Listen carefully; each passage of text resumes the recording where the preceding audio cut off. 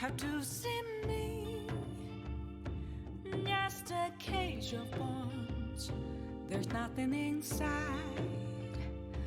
Will it unleash me, burning down the walls?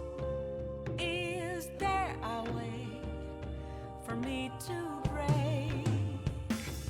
I'm a sharpshooter at Paul's masquerade, hiding both face and mind, all free for you to draw. I'm a sharpshooter, have no face to show. Please don't take off my mask, my disguise.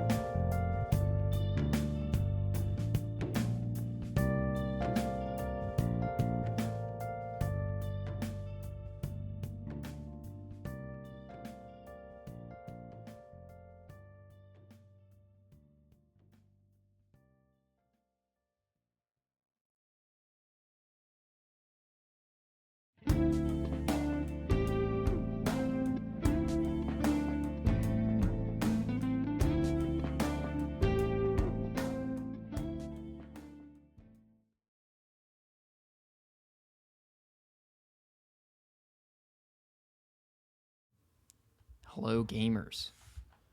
Greetings, gamers. Maybe we keep the music for just a little bit. Just like on a fifth or something. There we go. Hello, everyone. What's up, Boo, Muley, M1, Mayo, Brosauce, Tyler, and Jose, and all the lurkers, of course. I don't know if we're going to be able to hear everybody, but it is directional. And so, you know, maybe it'll be fine. Who knows? NB Lundgren with a notebook to take notes. What a true student of life, says Boo. Well, I'm here to learn. He's here to learn. So what's up, everybody? We're gonna let people trickle in a little bit. Yo, what's up, Chris? All right, that's the BBGO guy. Chris, CF Birdman is the BBGO guy and the guy who's friends with the Da Vinci Bros. That's Chris. Chris, my whole family knows about you because of BBGO and improv, obviously. And but you met Chris very briefly in New York. What's up, Hawkwing? But yeah, so obviously I'll get into it in a second, but do not expect great accuracy or anything. Also, like, we're dropping some frames weirdly. I think I just need to like reset the router later. But given that this stream is not very dynamic, I don't think it is really going to be an issue. I can start moving. Spectrum needs just move a ton. A blood sacrifice. Yes, Spectrum does need a blood sacrifice. What's up, DT? What's up, Giz?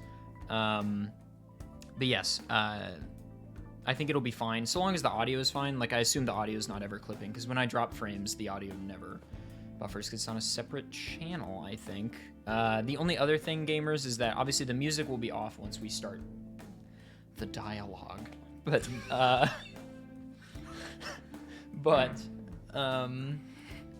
if you can't hear them or whatever, I can turn them up. I can move the mic. Just let me know, obviously.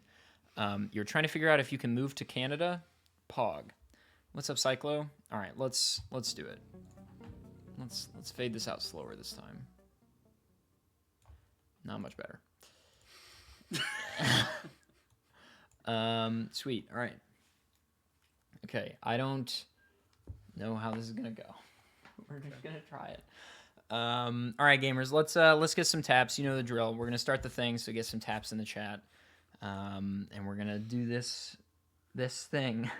Should we establish like a baseline of knowledge for what we know? That would be great. Also, yeah, this should be interactive. So, like, if you have better ideas than me, you just shoot them. No, we're just gonna be quiet the whole time. I'm gonna be silent and give you nothing. And at the end, you're gonna go, okay, and then leave. Yes. What's up, Blue Skies? What's up, Rabbit? What's up? What were you I was gonna say, what do you know about YuGiOh? Oh, well, let me do like an intro in case I ever cut this.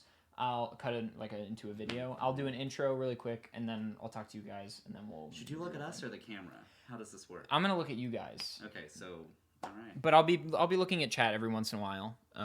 This does give us the opportunity to like office style, just direct to camera. Yeah, do to Jim the camera. Yeah, exactly. Okay, so hello if you're watching on YouTube. If I manage to edit this down for some godforsaken reason, or just hello on the VOD, or hello right now on twitch.tv/adef. So a couple weeks ago, like 2 weeks ago maybe, we had a donation goal on my stream to explain Yu-Gi-Oh! From memory to my family, and it got met very quickly. And this is an idea I've actually had for a while because I think it's very funny because I kind of did this with my roommate Andrew, who's been in chat every once in a while. I was very drunk one night, and I really wanted to show him this clip from like the 4th season. But it required It required context. So I explained as much as I could up to that point. And then I was like, oh, this is good stream content. So I held off. And we're going to do it now. So this is Nicholas. This is my brother, my older brother. You might know me as NB Lundgren. Yes, I'm actually going to... There'll be a little more white noise, but whatever. And this is Jack. This is Nicholas's husband. Jack is also in chat sometimes as the Cactus Jack. What's up, Espion? Thanks for the Prime for 9 months. That's a stream, baby. You think there's a slight audio delay? You know, this is the very first time I've ever used this camera. This is courtesy of Fant. Fant is letting me borrow this camera, so there are going to be kinks. Do you think the audio is ahead or behind? Because if the audio is ahead, that is one thing to fix, and if it's behind, that's another thing. But also, if you don't think it affects the stream very much, I can just shift it in the YouTube. In Premiere, I can just shift the audio to the left or the right and just fix it because there's no music or anything, so it doesn't really matter. But if it's not affecting your... Give us a clap. Oh, that clipped. That clipped so hard. Yeah, what's up, V-Swed? Audio is ahead. All right, I can actually delay the microphone. By how much we will need to delay, we're going to figure it out as a team. It's like we're setting up a rhythm game. Yes. Sync offset. How... It seems fine on your end, TBH. Audio seems fine for me. Then fuck it. We're just gonna do it. If 10%. Oh, the clap told me it's not okay. God damn it, boo. How far do you think it is? I would start with like 5 to 10 milliseconds. All right, this is 5 milliseconds. Yeah, that's already better. How was 5 milliseconds for everyone? Is that good for you? Is that good for you? This is about as... Ravrona says the audio is fine. This is about as jank as a normal stream is. Okay. Real good for me. This is actually the first time I've ever watched you stream. Really? The other times you're just guessing what I'm saying? Yeah, And no, I just am chatting with the chat. And then you just assume that I must be talking about the same thing. Mm-hmm. Audio is good. IMO better. Sweet. All right, let's just leave it here, and this is fine. Okay. Why are we here again? My Neanderthalic ass ears can't tell a difference. Very fair, Rizar. Okay. So I'm going to attempt to tell you the story of the Yu-Gi-Oh! Original series. So there are series after the original one. There's Yu-Gi-Oh! GX, which is about Jaden Yuki, who is a high school student who goes to a card game high school. There's Yu-Gi-Oh! 5Ds, which follows a character who rides motorcycles, and they duel on motorcycles. And then there's Yu-Gi-Oh! Zexal, which I know nothing about. But we're just talking about Yu-Gi-Oh!, which is what it is called. And we're going to get a baseline assessment. Let's start with Jack, because I feel like you probably know the least. Potentially. Also, for chat, please do not assist me. I want this to be as genuinely only from my brain as possible. So if you're like, oh, that was wrong, or like, wait, this is next, not that, just keep it to yourself, or just like post emotes or say I'm stupid, but don't give the actual info, because if I read it, then I'm gonna be reminded of something. So Jack, what do you know about Yu-Gi-Oh? I know that it was a 90s cartoon. It's like I think it started in the early 2000s. Early 2000s. Okay, time meaningless. And I know that it starts in ancient Egypt. Mm-hmm. Okay, cool. Unclear about anything after that. There are cards, because this was a competing time with Pokemon. Yes. because I had really burned myself out on Pokemon trading cards. And Yes. so by the time Yu-Gi-Oh was even an option, I was either too old or too overwhelmed. Too gay for Yu-Gi-Oh. I was too gay for Yu-Gi-Oh. Too gay At for that Yu-Gi-Oh. point, I was on a trajectory of gayness. And although I do know that the main villain, he's kind of a fox. Which, are we talking about Seto Kaiba? I don't remember. I was a child. I'll show you pictures of them as we go. I thought Okay. maybe that might be helpful to have like a visual aid, a name, a face to put to some of the names of some of the characters. But Kaiba's hot. Okay. Kaiba's hot. That's you're what I'm talking you're about. not talking about Pegasus, but Pegasus is the antagonist of season 1. Okay. But we'll get there. Yeah. Kaiba, strong twink, we support. Okay. And then they basically play these cards, and when they play them, they turn into real monsters. Those monsters fight, and that is all I know. Great. Nicholas, what do you know about Yu-Gi-Oh? Nicholas has seen some Yu-Gi-Oh. I know this. Yeah, I've seen like bits and pieces. I don't think I've ever watched a full episode. You did take me to the Yu-Gi-Oh movie Yeah. at AMC Ward Parkway in like 2006. Wow, I was not drinking then, but I do not have any memory of it. It's a pretty forgettable movie. Okay. I remember it, but that's Yeah. because I love Yu-Gi-Oh. Okay, so my knowledge of Yu-Gi-Oh is it's a shonen. It is a shonen. What's A shonen is a genre of like manga, because Yu-Gi-Oh did start as a manga, like any good anime from the last 20 years, though there are good originals. Anyway, a shonen basically usually follows a young boy who comes up against great odds and almost always transforms to gain power. So like there is so Goku goes Super Saiyan, Yugi transforms into Yami, we'll get there, etc., etc. Wow, I did not know that. Okay, so I know that. I know that it was a trading card game. Yes.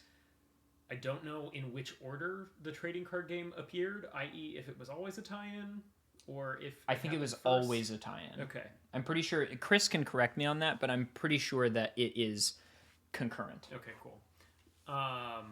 And I know that it has a trap card element. Yes. There are many things, and I can go into a little bit the mechanics of the game that because both of them play Magic.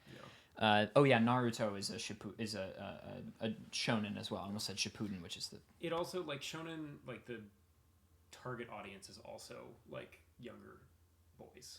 like 12 to 18-year-old Yeah, boys. exactly. Okay. And there's a very famous manga publication Called in Shonen Japan Jump. called Shonen Jump, which is a weekly, like, they highlight manga. I feel bad for your stream that I need so much. No, who gives a shit? background. Okay, Fuck them. So we're cool. Okay. Fuck them.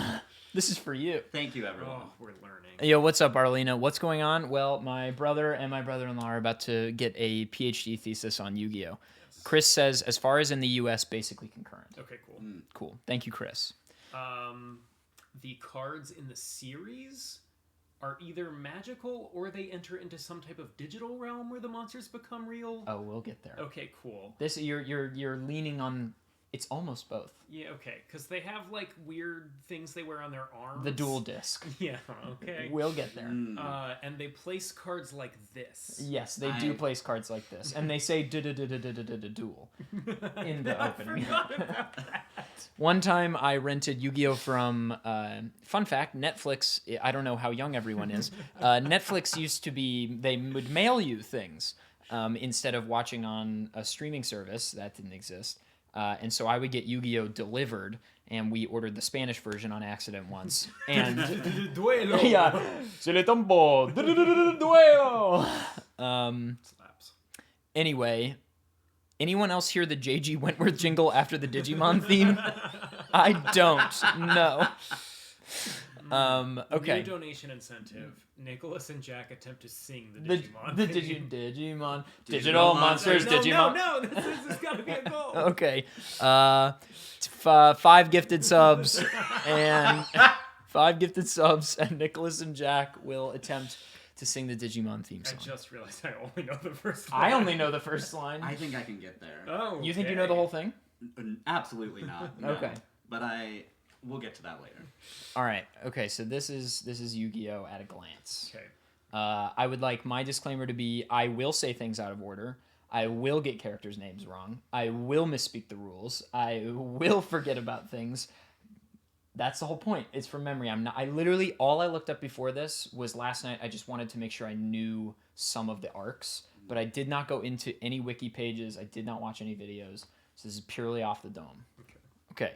Oh wait, I also know Blue Eyes White Dragon. That's the only other thing. Oh, and I also know my grandfather's deck has no good cards. Yeah, the no bad cards. well, that's in the first episode actually. But there is an edit where it says, "Stupid Kaiba, my grandfather's deck has no cards." Rizar is gifting 5 tier 1 subs to the community, so now you have to sing the opening line of the Digimon. Okay, we got this. Digimon, digital monsters, Digimon are the champions. Great. Now what's left? One is an angel. Science One is a dinosaur. rules. Yeah, Inertia is a property of matter. We'll look it up later and we'll sing more of it for I'll do you. the Yeah. whole thing. Sweet. Thank you so much for the 5 gifted, Rizar. I really appreciate that. They help thousands. They'll help you too. That's JG Wentworth. God damn it, Hawkwing. Okay, so we open on... I know the pilot like the back of my hand. Okay, we open on a classroom, and they are in high school. And we pan across a group of students over to YuGiOh, who is dueling with Joey Wheeler. Worth noting that Joey's name in the Japanese version of the show is Jonichi. So Yugi and Joey are dueling. And what they are dueling... Yes, please, procure the notebook. Also, thank you to Mr. Who's. Thanks for the prime. I really appreciate that. Okay, so... Yugi and Joey are dueling, and they are playing a game called Duel Monsters. In real life here, we call the game YuGiOh, but YuGiOh is a line from the show. So in the show, the card game is called Duel Monsters. And at the time, it's a very popular card game. It's not the only game, but it is the biggest, most popular game that is played in this universe. Okay. And they live in a city called Domino. They live in Domino City. And the two of them are playing, and at that time, at the beginning of the show, they literally just play on duel mats, like we would play Magic. They just play on paper, they just put the cards down, and that's it. The rules of the game also change a ton over the course of even the first season. The number of life points changes, the order in which you can do things changes vastly over the course of the show. Also, I will not be going over episode 0, which is the original pilot as they pitched it. That is very different. I've never seen it, but it is supposed to be quite funny. So the two of them are dueling, and Joey is very new to dueling. He's sort of your goofy, happy-go-lucky type, and Yugi is the not dual-hardened. He's very good at duel monsters, and he's a young boy. They're both teenagers. They're supposed to be like 15 or 16, and I can actually pull up a picture of them. They're supposed to be 16? I think so. Like around that age, they might be 14. So this is YuGiOh. This is he's Why in. does he have hair like that? Well, because it is an anime. Okay. And this is Joey Wheeler. Joey has reasonable hair. Yeah. This is the picture everybody likes of Joey Wheeler. This is a real frame from the show. You have to share that with the chat. We can't just laugh at it. Yes, put it on the stream. Oh, someone turned him into Link? Now we're looking at fan art.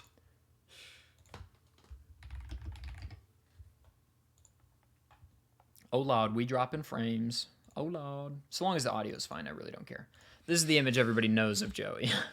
This is the Joey image. Yeah, leave the stream like this for the rest of it. Okay, so the two of them are dueling, and Yugi's kind of teaching Joey the rules. There are 3 types of cards in Duel Monsters, and these are the only types of cards we will really care about for the original series. They add more stuff as the card game goes on, because as you know with Magic, they have to keep selling cards. And the best way to sell cards is to introduce new rules. So like, after the original series, they started introducing new monsters like Synchros and Exceed and Tempo and whatever. Or I don't even know what, Pendulum. So there are monster cards, which act very similarly to monster cards in Magic. They can attack and defend, and some of them have special abilities. Then there are spell cards, which are the equivalent of instant? They're instants. Cool. Like almost every spell card is an instant or an equip. Cool. And then there are trap cards, which are reactions. And so for all intents and purposes, you cannot instant a trap from your hand. You must, on your turn, place a trap card face down in anticipation of something your opponent is going to do. Like a morph. Okay, so you say this is a trap card. No, because you can put spells face down. But 99% of the time, if you put a card face down in the back of your field, it is a trap. I'm remembering now that I have actually played you in Yu-Gi-Oh! Probably, Back when we were kids. What's up, Isaac? That's some prime wheeler. Yo, what's up, Mads? In this duel, and especially in the first few episodes, people only use monsters. And they do not use any monsters with special abilities. It is just attack power versus attack power. Also, people are able to summon monsters early in the show without regard for the fact that you must, for high-level monsters, tribute other monsters. That does not matter in the first season. In the first season, you draw a good card, you play it. This is not how the game comes to work when it arrives in American children's shelves. So the two of them are dueling. Yugi and Joey are dueling, and Yugi handily beats Joey because Joey's still learning. He's like, "Hey, Yogs, what's the deal? I don't have any good cards." And Yugi, like, He watched the dub. well, first of all, I did watch the dub, and there's also the abridged series, which I probably will be conflating a lot, which is a fan dub that is way better. It's hilarious. I think Yugi maybe plays a spell card, and everyone loses their fucking minds. He, like, plays a spell, and he's like, "Hey, Joey, this is a magic card." And Joey's like, "What's that?" And he literally that is what he sounds like, Joey. The two of them duel, Yugi wins, and then the camera pans over, and we get our first glimpse of Seto Kaiba. Seto Kaiba is my favorite character in the show. He is a fucking badass. He is the de facto villain for the first couple episodes, but his role in the show changes a lot over the course of the first couple seasons. How does one spell Seto Kaiba? Setokiba. Almost. So I'll pull up a picture of Seto Kaiba. Seto Kaiba is hot. Like, he's hot. For some. Yeah. I don't know why there's this picture of him. That's gotta go on the stream. I don't know why there's this picture.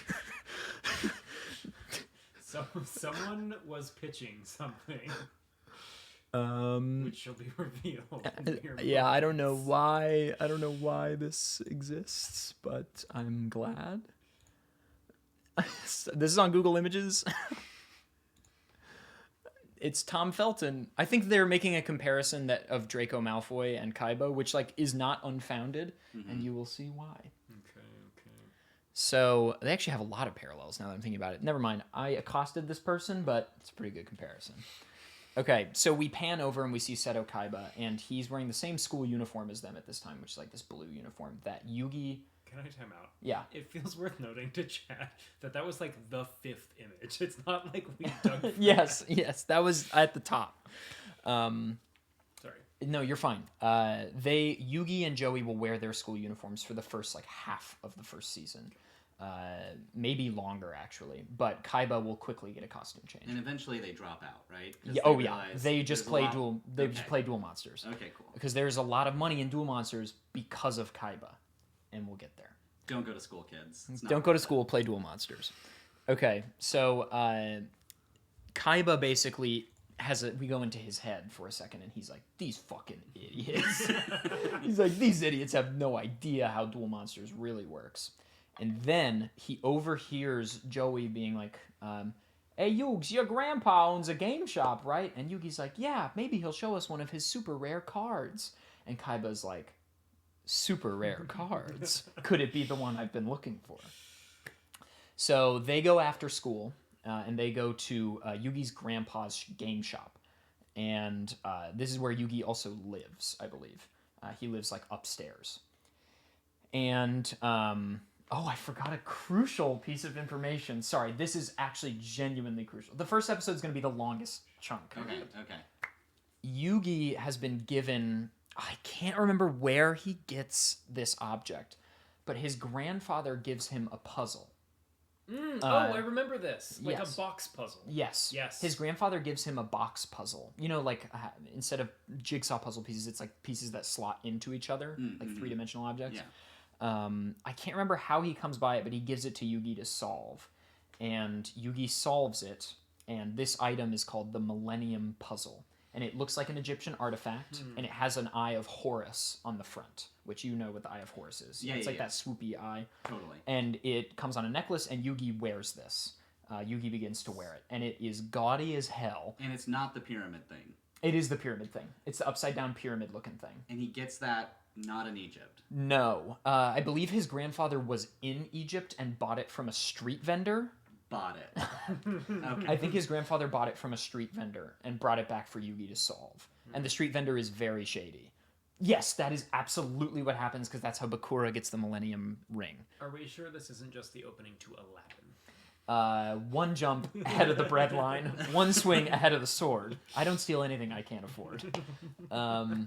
So Yugi's wearing this thing, and they go to the game shop, and they walk in, and Yugi's grandpa is the same height as him.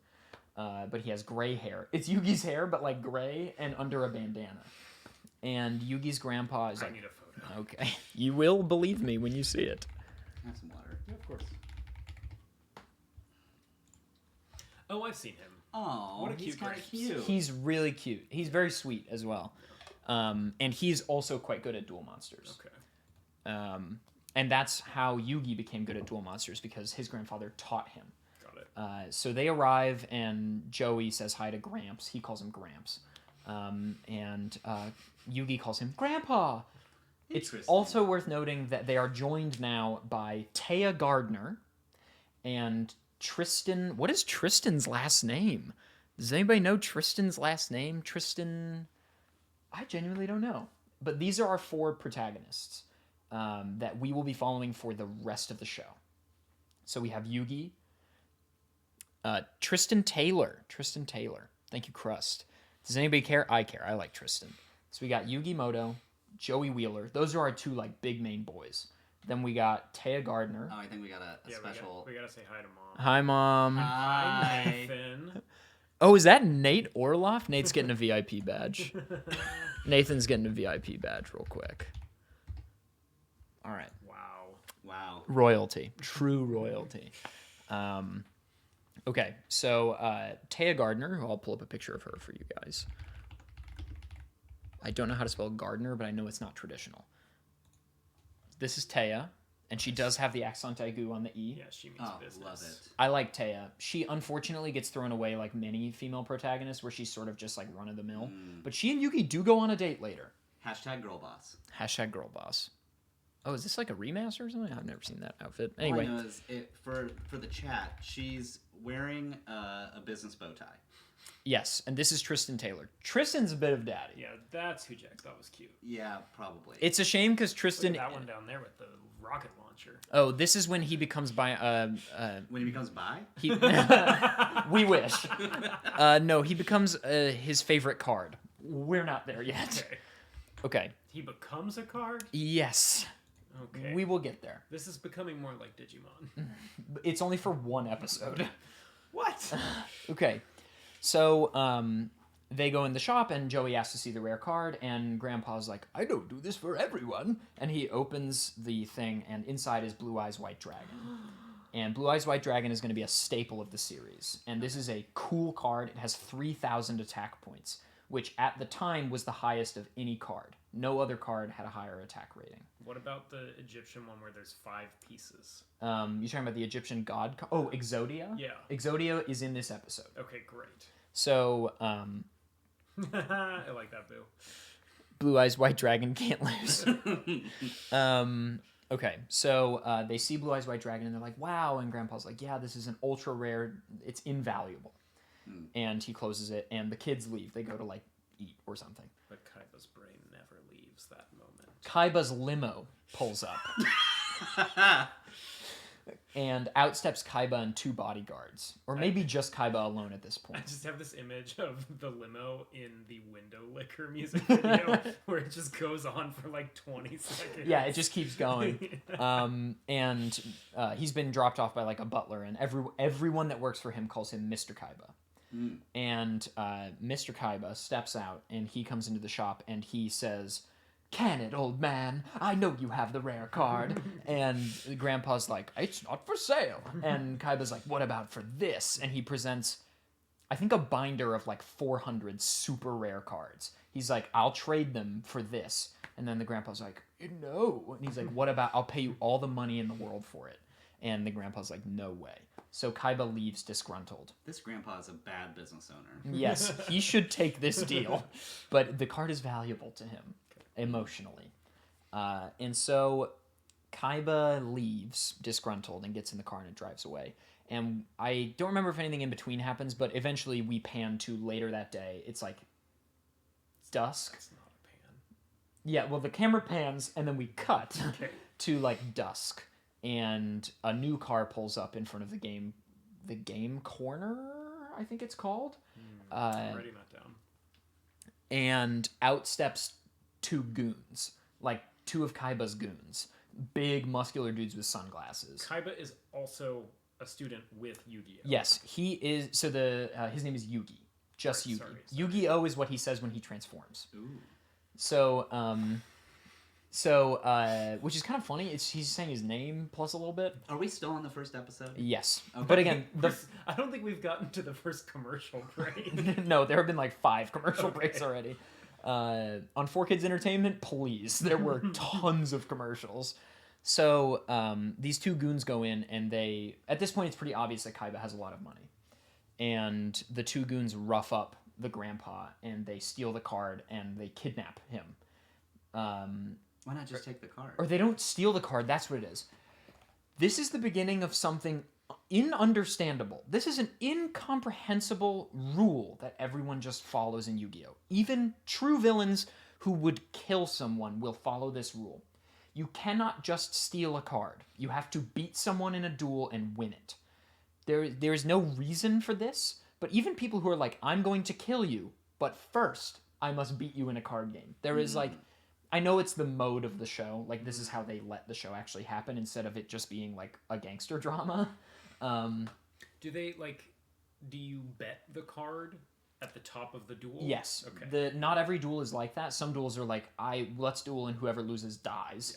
Yeah. Or let's duel and whoever wins the cash prize. Yeah. But this one specifically, Kaiba bets the grandpa, the Blue Eyes White Dragon, and basically forces him to duel him Got it. on the pretense that he will be injured if he does not duel. Sounds like a gangster drama to me. Mm-hmm. And this duel is not seen, but Yugi and his friends come back to the shop after eating or whatever, and Grandpa's not there, and it looks like there's been a scene. And they somehow find out that Kaiba has kidnapped the grandpa, and they rush to Kaiba Corp headquarters. So Wait, hold on. He's a child and... he's a CEO. Oh, I thought we were going to go like the daddy has money route. No, the dad is dead. And Kaiba inherited the business and takes it to new heights. Okay. Kaiba is like excellent at running his business. He's also a piece of garbage. Like Do you think he was mostly just upset with the grandpa that he would make such poor business decisions? And that's... You'll see why. Okay. He's like, "Gramps, you should go get an MBA." Gramps, not a Roth. You have to pay taxes! Grandpa, what are you doing? Okay, so Kaiba's dad is like either MIA or dead, but Kaiba inherits the corporation before the show ever begins, and he runs it to a T. And Kaiba is also hyper intelligent. He is incredibly good with computers and engineering and things like that. He's very good at duel monsters. Why is he going to school? Unclear, but he doesn't go. No one goes to school anymore after this episode. School's canceled. Everyone that went to school no longer goes to school after this episode. Okay. School no longer matters. So the Yugi and his friends run in, and the grandpa is like hobbling out of the duel room and is about to like collapse. And he's like, "Yugi, I've been beaten!" And he falls, and they're all like, "It was a card game." Right, I was going to ask you, does dueling take energy? No. Okay. Later. Unclear. So they're like, "Gramps, it's just a card game." Like, In fairness, losing in Magic, it does feel like the other person has literally killed your first one in front of your eyes. But winning in Magic feels like, meh. Yeah. I did it. Yeah. it all went according to plan. So Grandpa comes out of the duel room, and he looks horrible, and he collapses, and they rush over to help him, and they're just like, "What happened?" And he's like, "Kaiba beat me in a duel, and that's sort of it." And then he faints, and Tristan offers to take the grandpa to the hospital. Tristan is like, "You gotta go fuck up Kaiba. I will take your grandfather to the hospital, or like call an ambulance or something." Does Kaiba now have Blue Eyes White Dragon? Yes, because Kaiba then steps out of the duel room laughing maniacally, and he presents Blue Eyes White Dragon, and Yugi's like, "Grandpa's super rare card," and then Kaiba goes, "I've been searching for this super rare card for so long, so I could do this," and he rips the Blue Eyes White Dragon in half. And it was also stated earlier that there are only 4 Blue Eyes White Dragons in the world, and Kaiba says that he has, or you find out later that he has the other 3. He was trying, but you can only have up to 3 of one monster in a deck. That is the hard limit, and that has always been that way, even to this day. There are cards where you can have less, but no where you can have more. None where you can have more than that. So Kaiba wanted to monopolize because it's the strongest card, so he didn't want it to be used against him. Could have just kept it in a safe He rips it in in half. case the other one got damaged. But this emotional damage to the protagonist is important to Kaiba. Okay. I think that's actually what makes Grandpa faint, is he sees his priceless card be ripped in half. And Yugi's like, "I'm going to challenge you." And Kaiba's like, "Step into the duel room, Yugi." Who has a solid question? Can't you just tape the card back together? I don't know. I mean, it's the same thing as, like, it's not worth nearly as much now that it's been damaged. Maybe it's worth more. Right. It's the one Kaiba It's the touched. one Kaiba. Yeah. Anyway. That's got good provenance. So, Antiques Roadshow is going to have a ball with this. So, Kaiba steps into the duel room, and everyone's like, "Yugi, you go, take care of it. We'll get an ambulance for your grandfather." But Teia's like, "Hang on, guys." And this is important. Teia's whole thing is friendship. Oh, that's sweet. She really wants, like, we are friends. Teia's like, "Everybody stick out your hands." And they all stick out their palms, and she draws a mark with a magic marker around their hands, and it's a friendship mark. And she's like, "We're not whole unless we're together." And Feels a bit like a curse. you fucking curse. She turns around, "You stupid idiots."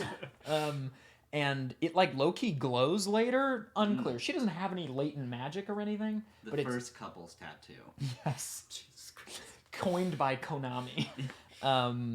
But this is very important to Teiya. Wait, Konami created Yu-Gi-Oh? They at least published the card game, I'm pretty sure.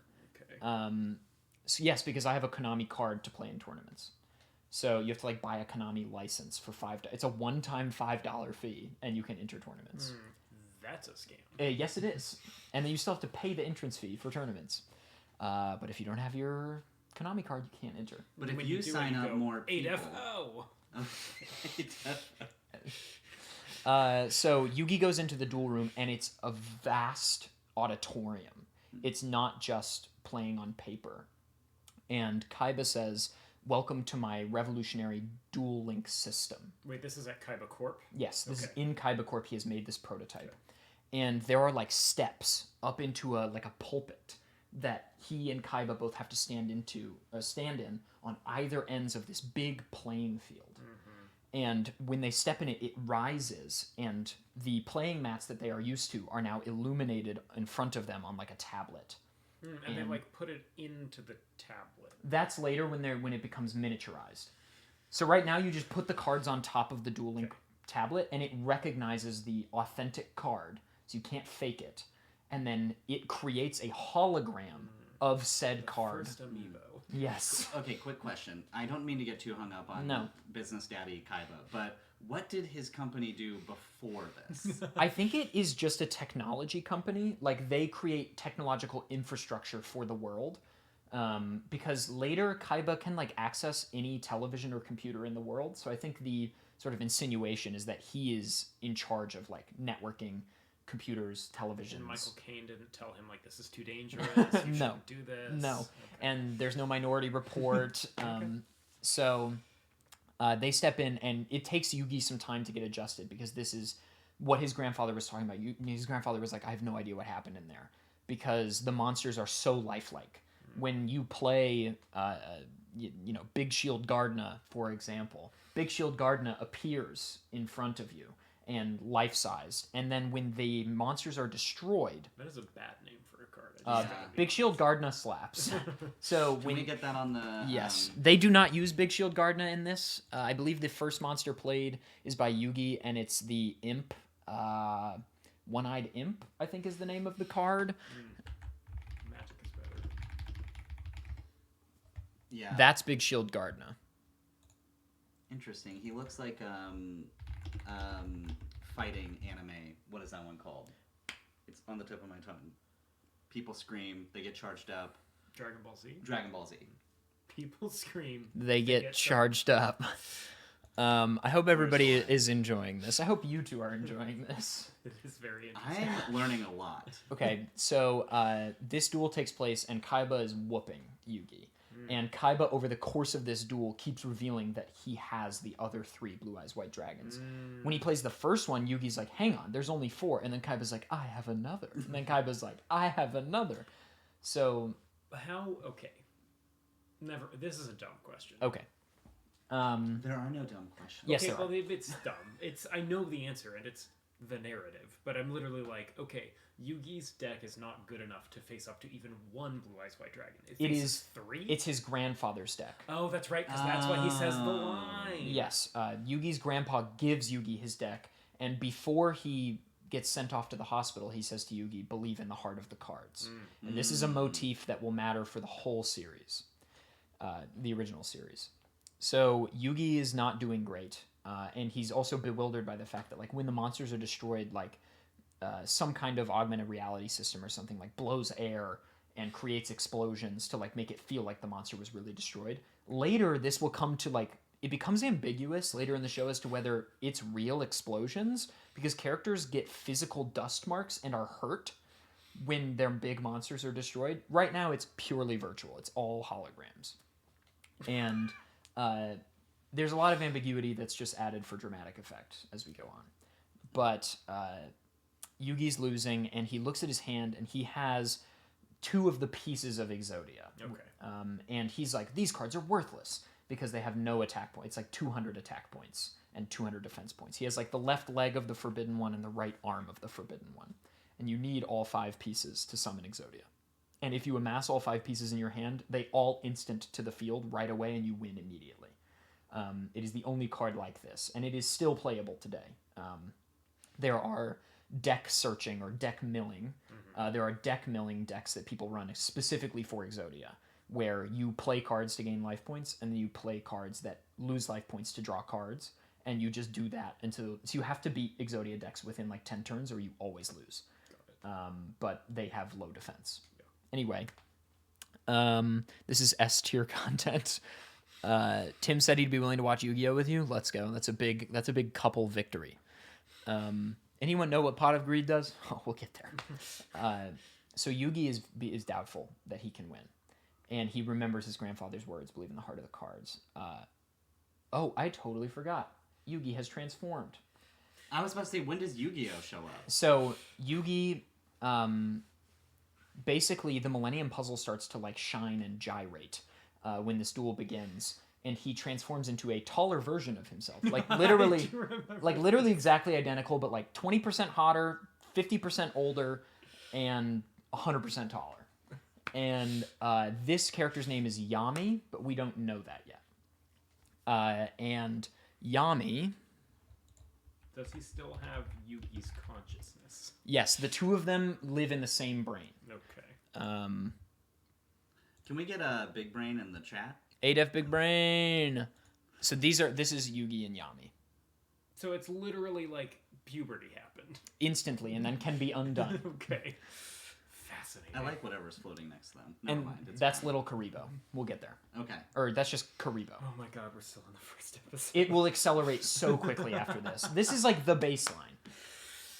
And so the Yami is very good at dual monsters for some unknowable reason. Like, we don't know yet, but Yami, for some reason, is even better at dual monsters than Yugi. And Yami and Yugi are like, I just have to believe in the heart of the cards, like Grandpa said. And he believes in the heart of the cards. And when he draws, he starts drawing the other pieces of Exodia. And then he's like foolish Kaiba, because now his voice is way deeper. He's like, foolish Kaiba, my grandfather's deck has no bad cards, or whatever. And because Kaiba says, this is the most famous line in the show, probably. Draw your last pathetic card and end this, Yugi. Something to that effect.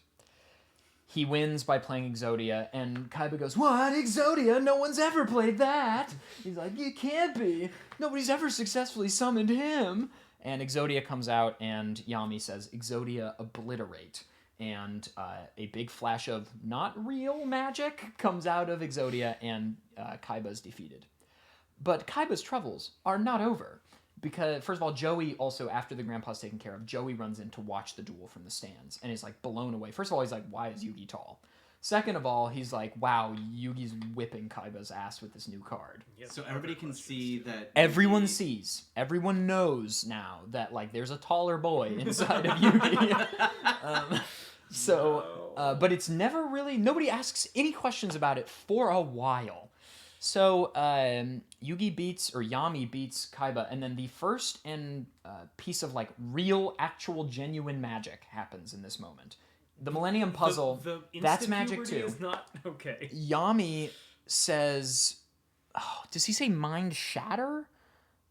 Help me here, chat. What is Yami's spell that he uses on Kaiba where he holds out his hand and he says Mind something, Mind Break, Mind Shatter? This happens in the first episode? Yes. Crush. Mind Crush. He says Mind Crush, and Kaiba, the still of Kaiba, shatters. And he turns, it's like a negative of him, and it has like a shattering transition effect, and he like collapses. Yami, like, I thought as a kid, I was like, oh my god, he just killed him.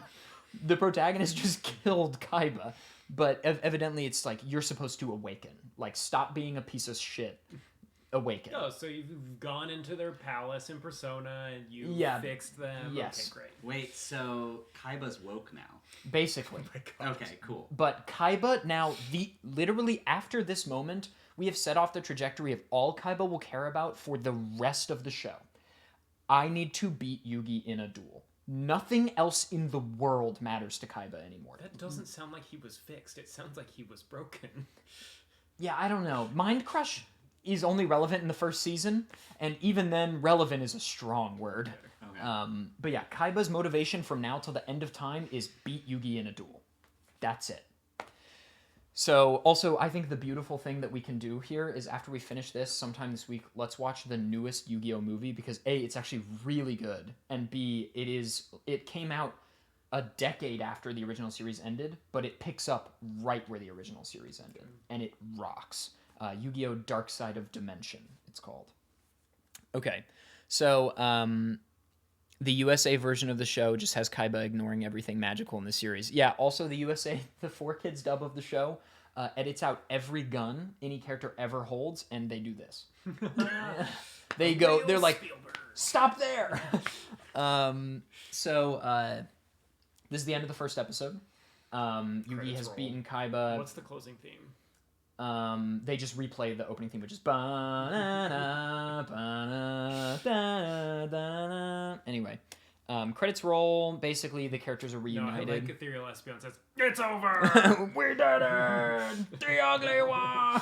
And now it's a commercial break called JG Wentworth, 1-800-CAPTCHA. Exactly. Or, like, up next on 4Kids. Watch Digimon Digital Monsters. Andrew, I was just talking about this interaction you and I had when I gave you this rundown. But your version was much shorter than this because I was under the influence. Okay, great. Now things can go way faster. Wait, actually, one more follow-up question. Yes. So, Yu-Gi-Oh! Now has all the Blue Eyes White Dragons? No, Kaiba keeps his whole deck. The only wager was that, like, Kaiba leave them alone. It was like, Kaiba, fuck off. Like, fuck off. Kaiba, fuck off! Don't hurt me or my family again. Okay. It's just a duel of pride, he doesn't basically. keep that promise. Kaiba doesn't ever, for the rest of the show, do anything that, like, is hurtful to Yugi or his family. Kaiba wants to win against Yugi fair and square. That is important to him. He wants to beat Yugi of his own might. He doesn't want it to be because he held someone hostage or something. That is now important to Kaiba. So in that way, Kaiba does change. He's not, like, he doesn't kidnap people ever again. He has stopped his criminal behavior. To our knowledge, it could have been just the once. Who's to say? Who's to say? This rich boy, before he had this mind crush, maybe This did a lot. 14-year-old business tycoon. Who ages Can I very say this real quickly. quick? Yeah. What have we written down? Just mostly A lot of names. There are a lot Also, of Kaiba ages vastly more quickly than everyone else in the show. That's not true. Yugi becomes an adult. Yes, that is. But he changes back and forth, right? But Yugi himself doesn't really age very much. But Kaiba, like, they just start drawing him as an adult past season 1. We're skipping ahead now. Okay. Does Gramps also have a... Oh, shoot, I didn't write the name of... Who's Yugi's... Yami? Yami. Yami, we will come to find out, is linked to the Millennium Puzzle. Okay, because Yugi and Gramps have the same eyes, but Yami has different eyes. And so I am here to posit that when Gramps had the Millennium Puzzle, Gramps was hotter. he old man pubertied into a taller version of himself with this angular eyes. Well, the Gramps never assembled the puzzle. Oh. And the puzzle being assembled is what gives him... He gave a child a puzzle he couldn't solve? He gave it to Yugi, like, as a gift. He was like, here, enjoy this fun trinket. Try to solve I it. was busy in business in Egypt. Also, it's called the Millennium Puzzle because there are 1,000 pieces. Oh, okay. Interesting. I believe that is the rationale. So, also relevant, I think this is at the beginning of the episode, but I'm just going to cover it really quickly. The, like, very beginning, maybe this is the next episode, they show Kaiba's duel system in action at the Duel Monsters World Championships. And it is Rex Weevil versus... Or Rex... I'm just going to call him Rex, I don't know his last name. Rex versus Weevil. And Weevil Underwood is this guy who likes bug monsters, and Rex likes dinosaurs. And the two of them duel, Rex wins. He's like the world champion. And he is congratulated by the creator of Duel Monsters. This is an important name. Wait. And this guy is as gay as they come. Okay. Oh, This is the gayest man in Yu-Gi-Oh! we love queer representation. And he is the antagonist of the show for a while. Oh, how Disney! Yeah. This is All gays are villains. This is Maximilian Pegasus. Oh, Jesus. Yes, and he says, every time he talks to Yugi, he goes, Yugi, my boy. Or Kaiba boy. Maximilian... So this is just like Persona. I see. This is Maximilian Pegasus. Oh, icon. He is an Truly. icon. Yeah, he looks like, what are the names of the vampires in Castlevania? The The Belmonts? Belmonts. He looks like a Belmont. Or no, Belmonts aren't the vampires. Yeah, they're the Slayers, right? Yeah, you're talking about like Alucard. Yeah. Sounds like Yeah. I need to watch Castlevania. There is an So- anime on Netflix, there actually. really? Yeah, it's supposed to be I quite didn't good. But he only wears Victorian clothing, and he is the creator of Duel Monsters. Also, hint, hint, look at that eye. Oh, it looks Egyptian. It does. Okay, so Pegasus runs this tournament because he invented Duel Monsters. That's all you need to know. Okay. Episode 2. So Yugi gets a VHS tape in the mail, and the VHS tape is from Maximilian Pegasus, and it's congratulating him on his victory over Kaiba, because word has spread, and Kaiba was like this up-and-coming hotshot. And Maximilian's like, congratulations, Yugi, on beating Kaiba. While Yugi is watching the VHS tape, suddenly Pegasus's tone changes a little bit, and he shows a still of Yugi's grandpa, kidnapped. And he says, Yugi, you must duel me to free your grandfather's soul. He does not say body, he says soul. Okay, it would be weird if he said body. I have to be honest. Yes, but he would just say to free your grandpa. In order but he to says see your grandfather's body.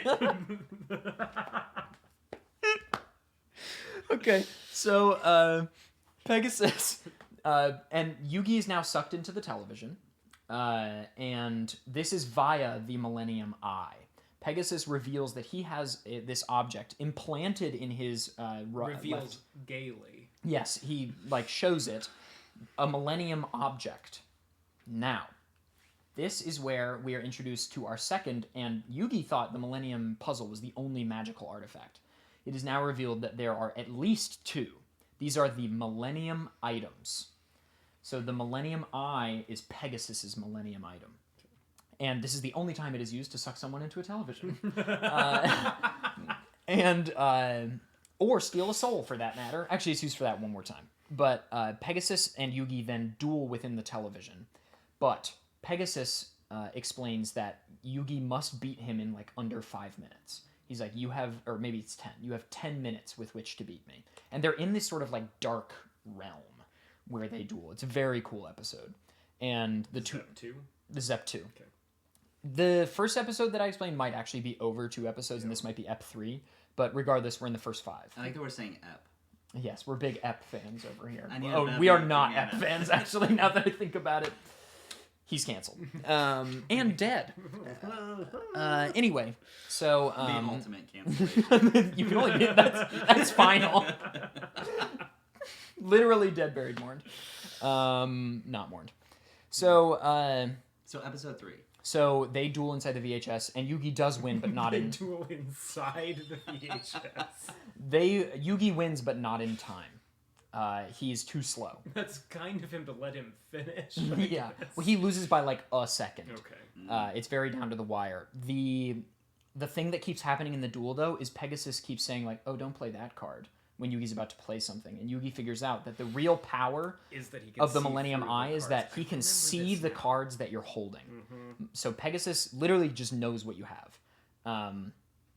And Yugi still wins, but he loses in terms of time. He's sucked out of the TV, and Pegasus tells him to like open the rest of the package or whatever. And inside is a gauntlet, like a glove you would put on with a big bracelet that is missing a bunch of star pieces, like objects that look like stars. Uh-oh, a fetch quest. And there is also a letter, and it is an invitation for Yugi to join Pegasus's next tournament. And Pegasus basically says, there is prize money, but also for you specifically, if you win, you get your grandpa back. Because Pegasus really wants Yugi to participate. So is the grandpa's soulless body just running the card shop? When you... Not my rare card. No, so his body and soul are trapped within a card that Pegasus has made. You're fine.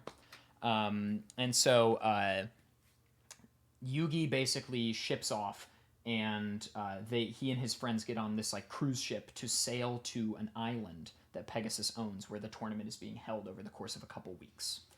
And Joey also gains admission somehow. I can't remember how exactly, but Joey who 2 episodes prior had Could never played this before. game. Okay, great. Joey has been working very hard. Preternatural. A few abilities. weeks, there's a time shift.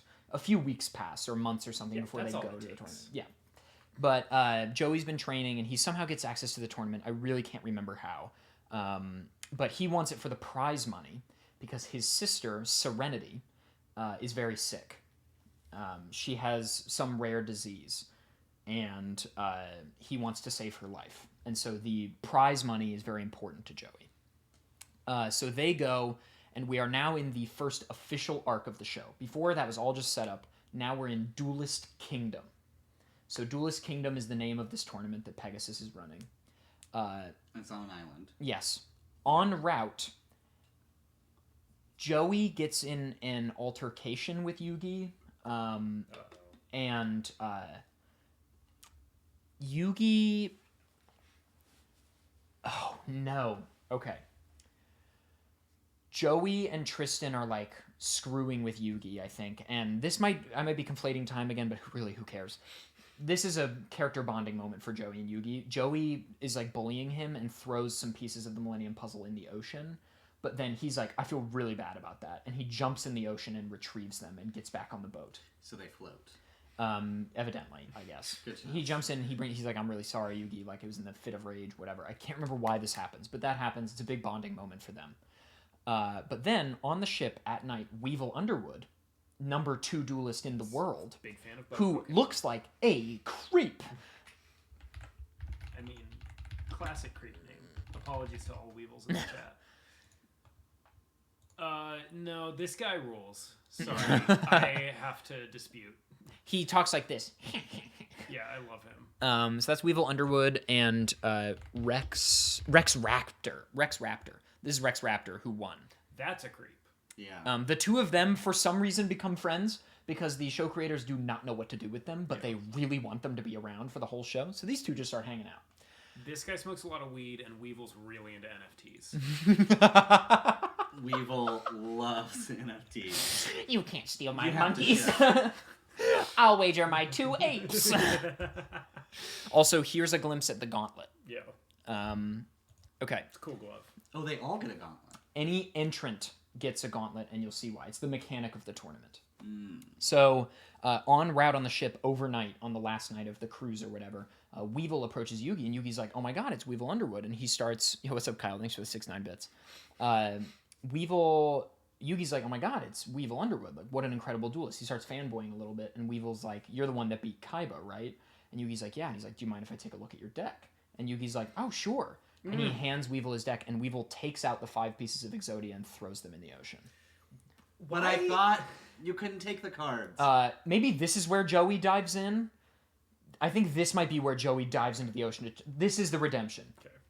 He messes with the Millennium Puzzle. Yugi reassembles it. Weevil throws the cards in the ocean. Joey's like, fuck that. And Joey dives off the 2nd tier balcony of this cruise ship while it's moving and tries to retrieve the cards, but they are ruined. Right, because they're cards. Yes. And it's the ocean. Yes, they are ruined, and this is the mechanic by which Yugi can, and no one can ever use Exodia ever again because it is broken as hell. So this is how the showrunners got rid of Exodia. Okay. So they arrive at Duelist Kingdom, and we're going to spit through this because I do not remember most of the duels. Bye, Mom. Bye, Mom. Bye. So they arrive at Duelist Kingdom, and it is explained by... Why isn't Peggy staying for this? It is explained by one of Pegasus's like henchmen, who talks like this and wears sunglasses and has hair that points out like this. He explains the rules of the tournament. And how it works is there are 2 rounds. The first round is around the island. So you travel around the island for several days, and you challenge other duelists, and you wager your rarest card. I think that's iffy. I don't remember that. But you definitely wager star chips. That's what they're called, star chips. And you need 20 of them to gain access to the bracket stage. So only a set number of duelists will make it to the bracket stage. So Joey's not really in the tournament. No, he has a gauntlet. He gained entry What I'm somehow. saying is, like, come on. Well- the bracket is not the tournament. Joey's going to upset everybody, actually. Oh, boy.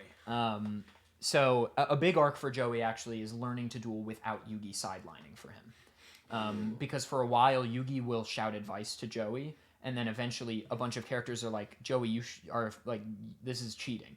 Like, you are winning via your friend who's really good at duel monsters telling you what cards to play. Wait, does Yugi also transform into Yami? While he's sidelining? No. Wow. Yugi okay. only becomes Yami when they are dueling and once when he goes on a date with Taya. Because Taya's not into Yugi. Taya's into Yami. Oh. Because Yami is tall and way hotter and also older. I have questions. Yugi is nervous on the date, and so he transforms into Yami, who does not know how to go on a date with a woman. Because, spoiler, he's from 5,000 years ago. Duels begin. Notable duels. Yugi duels Weevil in revenge for throwing away the Exodia cards. He beats Weevil. Weevil uses a card called Giant Moth that gives Yugi a real run for his money. This is a card I had as a kid, actually, and I loved it. It literally evolves as the duel progresses. It has to stay in a cocoon stage for a few turns before it becomes the Giant Moth. Like Yugi beats that and gains star chips. Yugi handily beats everyone he plays in this initial tournament. The real arc of this is watching Joey duel people. That's a smart device. Yes. There are the original series I think is actually quite good. I'd like to watch the sub instead of the dub soon because I've heard it's better. And there is one moment that I will explain. And there are guns. Yes, and there is one moment I'll explain later, which is the moment I wanted to explain to Andrew that one night, which is my favorite moment in all of YuGiOh, and that is later. So, notable duels. Yugi duels Mako Tsunami, who's this guy who is all about fish. Also, they have bought a bunch of Kaiba's duel systems, and they are sprinkled throughout the island. So every duel for the rest of the show will have holograms in it. That feels like a conflict of interest. I know, I was going to say, it feels like Kaiba and Pegasus are like in cahoots. Kaiba's not in the Duel Monsters space yet. This is his first step into the Duel Monsters space, is making these duel systems. Okay. But Kaiba's going to become more important than Pegasus very quickly in the Duel Monsters economy. The freaky fish guy is Mako Tsunami. And Mako Tsunami insists they duel by the ocean. Joey's big duel in this first part is against Mai Valentine, M-A-I Valentine. She is like this ultra hot 25-year-old dueling babe, and she plays the Harpy sisters, which are really like devilish cards that are these. They're supposed to be sirens, basically. Yeah. They're like harpy monsters with bird wings and whatever, and they... There's no misogyny in that at all. None. But My Valentine actually is really good at duel monsters, so that's like 1+. Yeah, by being... But she's like super good, and she is really mean to Joey. Like, super mean to Joey. And Joey gets very sad. Joey beats her by doing this insane thing. One of the first monsters we ever see that has an effect is in this duel. Yugi plays Baby Dragon, or as he says, Baby Dragon. And Baby Dragon is like worthless. Wait, is Yugi from Jersey? Joey is like... Joey's from Jersey. Joey's like maybe from Brooklyn. Okay. But they all live in Domino, which is supposed to be Tokyo. Okay. But again, since it's the dub, nationalities and things are never mentioned. I think we should watch the sub, but Joey is still dubbed. That would be great. So Joey plays Baby Dragon and then plays a card called Time Wizard. And Time Wizard's effect is like it... I can't remember its actual out-of-game, like in I real already know life. where this is going, though. Time Wizard ages Baby Dragon into a much more powerful monster and defeats Mai. Mai accosts Joey for Yugi having sidelined him, because Yugi's like, believe in the heart of the cards. He doesn't give him any like real advice. That's pretty So he just reasonable. screams heart of the card. Basically, but Mai accosts him for having sidelined. And so Joey wins, and they eventually, they gain enough star pieces to gain entry to the tournament. We have now skipped like 10 episodes. Okay, You're welcome. Yeah, Cool. thanks. The only other relevant piece of information to know is that we introduce one more character who is going to be literally so important, named Bakura. And I don't know Bakura's last name. That's okay. I just have to add it to my list of characters. Sure. So Bakura is a very sweet boy that is also in the tournament. And he talks like this. He has a British accent. And he's really, really nice to the gang. But he is also wearing another one of these Egyptian items. And it was given to him by his father. His father recently went on a trip to Egypt and bought this jewelry, basically, for A his lot son. of this buying. They all buy from this same... They all buy from the same guy. They bought it from this like same shady street vendor who is like pawning off darkly magical items. But he's like literally just like a tourist hawker out at the Great Pyramids of Yeah, Giza. yes. He's just like there's There's the guy selling exactly, the ornaments. like the little Yeah. miniature Yeah. pyramids, and then this guy's like, yes, how about dark magical items? It will look so good on your son. And so Bakura wears the Millennium Ring. And the Millennium Ring, in my opinion, is badass looking. This is the Millennium Ring. That's not a ring. I like it. When it powers up, the like needles point out. Yeah. That's Bakura in his evil state. Okay. Is it a necklace? Yes, it is a necklace. Okay. And the gang is like, that's weird. That looks a lot like Yugi's thing. And Yugi's like, that is weird. And one night, while they are camping in a cave, Bakura's item activates against his will, and he transforms into Yami Bakura. Okay. So instead of Yami Yugi, it is Yami Bakura. Yami, I think in Japanese, means shadow. And so that is why they call them this. We will get an actual name for Yami Yugi soon, but they still just call him Yami for now. But this is Yami Bakura, and Yami Bakura is an evil spirit trapped within the Millennium Ring. Like, hyper evil. Like, wants to end the world evil. Okay. And Bakura is a nice boy, but is controlled by Yami Bakura. And they duel in a shadow game. Who's they? Sorry. Yami Bakura and Bakura duel? No, Yami Bakura and Yami Yugi duel. Okay, got it. They are sleeping in this cave, and Yami Bakura traps Yugi's friends within the Shadow Realm.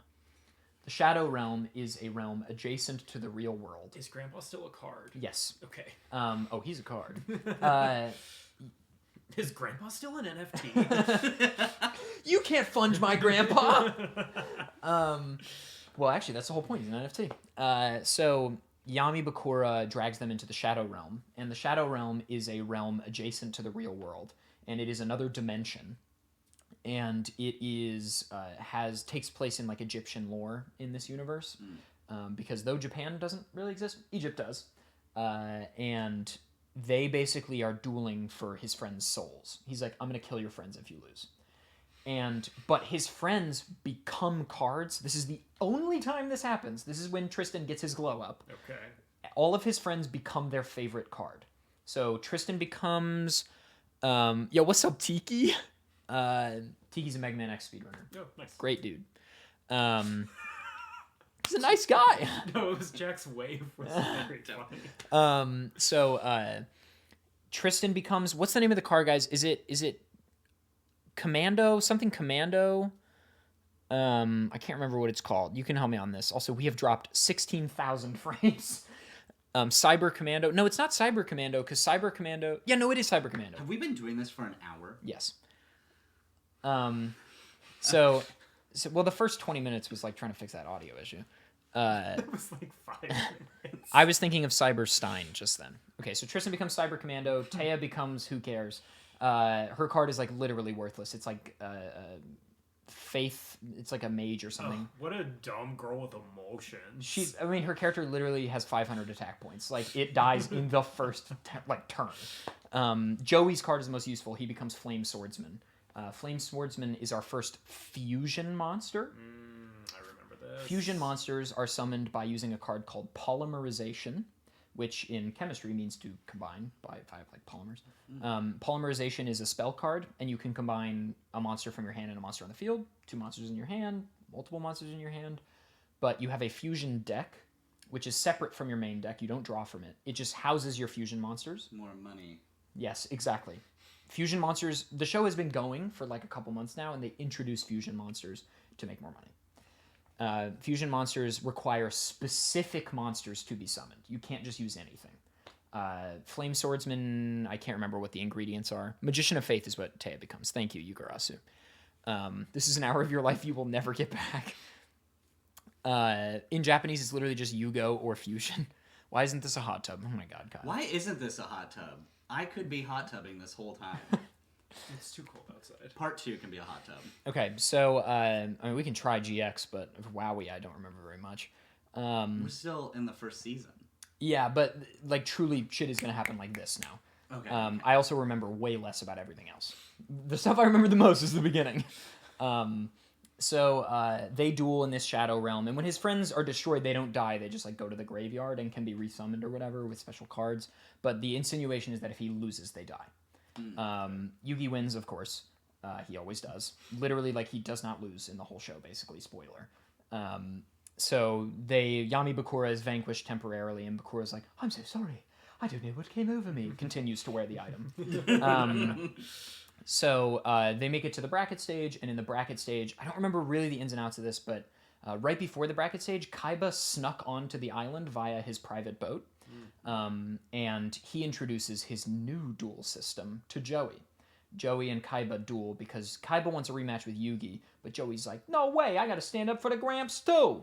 And they duel, and Kaiba whips the ever-loving shit out of Joey. Joey loses handily, but Kaiba shows them his new duel system, which will become relevant later. And this is the one on the arms? Yes, this is the beta version of the arm duel. It's ugly right now, but will become like a sexy machine later. Okay. Right now, there are these dual frisbees that Kaiba throws, and they become the de facto stage. So they're like projectors that come out of the side. Magician of Faith was a good card back in the day. Well, damn, there you go. He continues to wear the ring because they're idiots and can't put 2 and 2 together. Yes.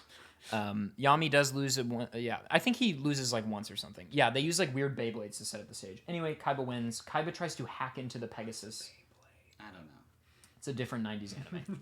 Wait, quick question. Yes. Why, if you get people's cards and souls when you beat them... This is very specific characters can do this. Okay. But why didn't he get the Millennium Ring when he beat First Bad Guy? Oh, well, You see... mean the Millennium Eye? No. Well, sure, that too. You mean Bakura? When he Yeah. beat Bakura, why didn't he get the ring? Yeah. Well, because the wager was his friend's souls. I feel Okay, like, to I this don't point, know. hang on, to this point I think I have shown wagers as like this uniform thing everybody always does. It is rarer for someone to be like, I'm wagering something on this duel, than for two people to be like, let's just duel. Normally in a bet, though, there's someone Yes. who loses something Yes. and someone who gains Yeah, something. Yugi does not ever really ask for anything, Cool. but he always wins. He Always does start wins. asking for cards later, and he builds his deck this way. Yugi's deck starts to become super OP because he starts beating people who have one good card, and then Yugi's deck is filled with these good cards, eventually. So Kaiba sneaks in. He wants to hack into the Pegasus mainframe to steal information because it come to find out Kaiba's younger brother, Mokuba is a sweetheart. Mokuba is the good angel on Kaiba's shoulder. Okay. Mokuba is Kaiba's younger brother. You find out later the two of them were both adopted from the same adoption agency. They were both orphans. Of course they were. And they're adopted by this hyper-wealthy guy that founds Kaiba Corp. His name is like Goburanzo or something like that. Doesn't matter. Mokuba is a sweetheart. He's super nice. He's very nice to Yugi and the gang, but he's always got his brother's back.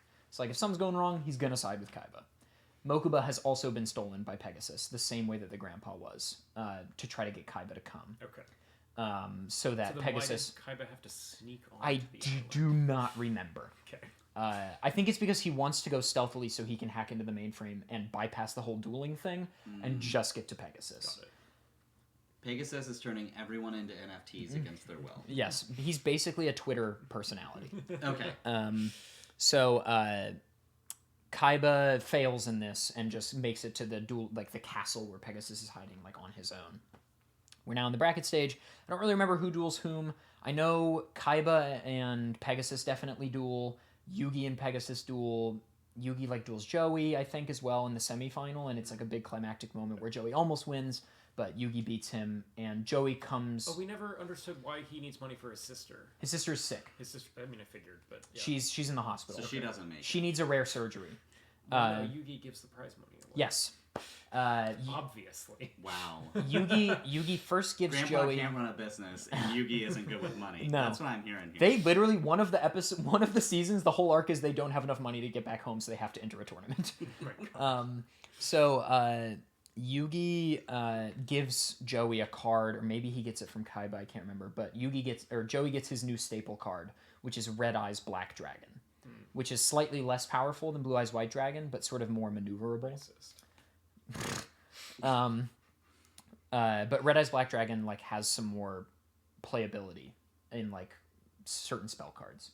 Anyway, Yugi wins the whole tournament. He saves Mokuba and his grandfather, and Mokuba now like really looks up to Yugi as well. Like he wants Kaiba to beat Yugi, but he respects Yugi for literally saving his life. And the grandfather is saved. Yugi wins the tournament, and Pegasus stays good on his promise and gives Yugi all the prize money. Yugi gives the prize money to Joey, and Joey pays for Serenity's surgery.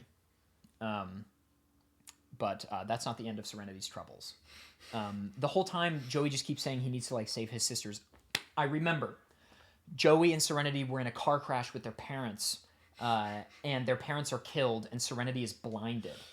But it's reversible. Like they can fix it, and that's what he wants the money for, because Serenity saves Joey's life in the car crash, and so Joey wants to save his sister. This is basically the plot, really, to a lot of things, but to the episode of Cowboy Bebop on Venus. I have not finished Cowboy Bebop. Spoiler alert. Spoiler alert to A 30-year-old decades-old show. show. Are there type matchups in Yu-Gi-Oh? Lightly, it doesn't matter that much, but cards do have types. There's like Fiend, Dark, Light, but it doesn't really matter that much. That's more about like spell cards that are like summon one Fiend type monster. Anyway. Outside of the monsters where you have to give tributes, is there mana of No. some kind? Okay. So you just have it in Your your life card. points kind of serve as like, not only like if you drop to 0 you lose, but some cards are like tribute 1,000 life points for a special effect. Okay. Or it could be like remove cards from play for a special effect. So you take cards from your graveyard or hand and not just put them in the graveyard, but They're remove them. exiled Yes. from the graveyard. And there are certain cards that take advantage of cards being removed from play. Like the number of removed cards adds attack. I ran a deck once where I would remove cards from play to power up a monster. Brag. I beat an Exodia deck with that, actually. Wow. Yeah, and there are motherfuckers who will say Exodia Obliterate to you if they play all of But do they say mind crush? God, I wish. Imagine the trouble I'd be saving if I got mind crushed. Right? Oh. Therapist walks up to you, mind crush. Well, you gotta go through a few sessions. Yeah. first. You gotta have a breakthrough. Yeah. Okay, so Duel's Kingdom arc is over. Yugi wins. He's the champion. Yugi is now famous. And I can't remember if it is this or the next tournament in which, for winning, he is crowned the King of Games. That is his title now. And people refer to him as the King of Games. So when people challenge him to duels, they're like, oh, well, if I beat the King of Games, then I'm the best duelist in the world. Now that there are holograms, and this is my hypothesis about Earth, the real world. If we had holograms for Yu-Gi-Oh, it would be the most popular game in the world. Because, like, it's awesome. It's a spectator sport where dragons appear and destroy Pokemon, other... okay? Yeah, no, any of Magic the these, Gathering. any of Any of these them, things. any of If them. any of them had this technology, because in this world, now not only is it the most popular card game, it's the most popular thing. Like it's sports, basically. It's sports. And it's sports. Yeah. What arc is next? I think Battle City is next. Are we still in season 1? No. Now we're in season 2. When are we getting a commercial break? Would you like a break? Would you like I a would break? love a break. Can we go to commercial? Yeah, we'll go to a break. Can I'll we go to I'll hang out commercial? with the chat for a little bit. Why don't you go to the restroom or get some water or something? All right. I hope everybody is enjoying this. I went on way more tangents than I thought I was. I was certain this would take an hour, but I think I can finish it in 2. I think I can finish it under 2 hours.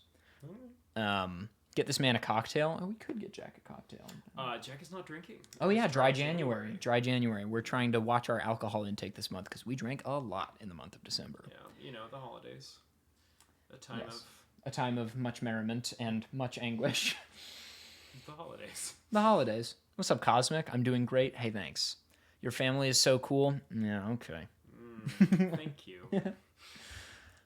Meanwhile, I'm unclear how you manage to do this and not fidget all of the time. I'm just like, hi. Years of doing it. Hi, everyone. How I long just until touch my face all the time? how long until my favorite part in Yu-Gi-Oh? This arc contains my favorite segment, and we will watch it.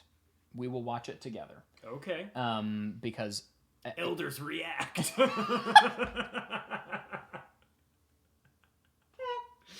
Oh, I'm glad that tickled you. we're the fine bros. Elders. Didn't they try to copyright React? Did they They successfully did. do They it? did copyright Okay. React, I believe, in the same way that Facebook copyrighted Face.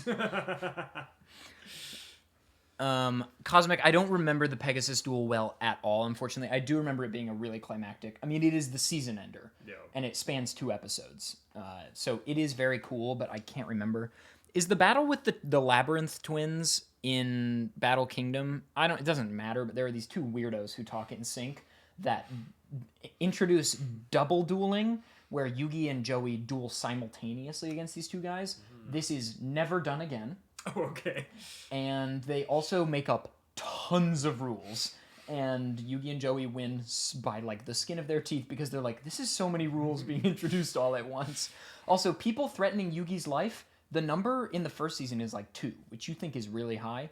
You have no idea. The number of people who are about to say, if you lose, you die, is, like, about to skyrocket in season 2 because the showrunners are like, how do we raise the stakes? And he continues to bet nothing. Or he He bets wins his cards. life. Now he wins Now cards. he wins cards. Okay. Yes.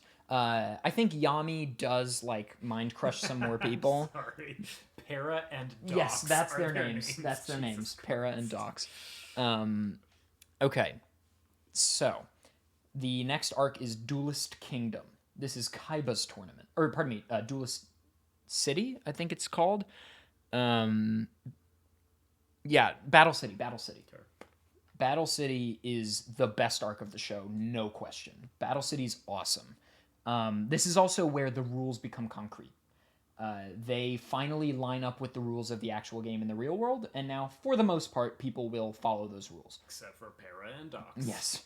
Sometimes people will bend the rules a little bit, or, like, for dramatic effect, things will be bent a little. But now we have, like, standard amount of life points, standard number of things you can do in a turn, standard battle phases. Like, it actually mirrors the game now. Okay. And for that reason, this season already is a huge leg up because there's real strategy. Like, each character has real strategy in their dueling, which is kind of cool. So Battle City is Kaiba's tournament, and he is hosting it in a city, and it is citywide. He says, if you are in the city, you are an entrant. What was that game in high school? Assassins. It's just like Assassin in that way. Everyone is an entrant, and if you are an entrant, you get this see-through card. And it is not a Duel Monsters card, but it is a card shape that you carry with you. And if you win, you get one of these cards. And as just like last time, you need a certain number of them to get to the bracket phase. So you have to beat like 20 people in the city to advance. But if somebody loses, they're out. Because if you lose when you have only one, you're done.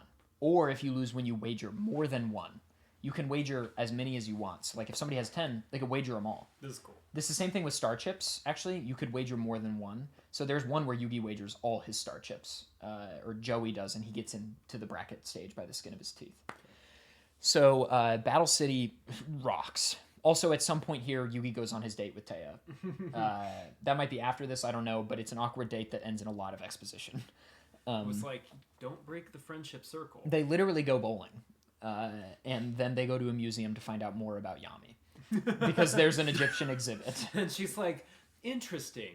I'm not sure about you. Let's go research other you. Exactly. There is a moment where Yugi's like, switch with me, because he's like, I don't know what to say to Taya. Okay, so they do play DDR. They genuinely, the two of them play DDR and are very good at it. Konami. Yes. Oh, that's a good point. Cross-pollination.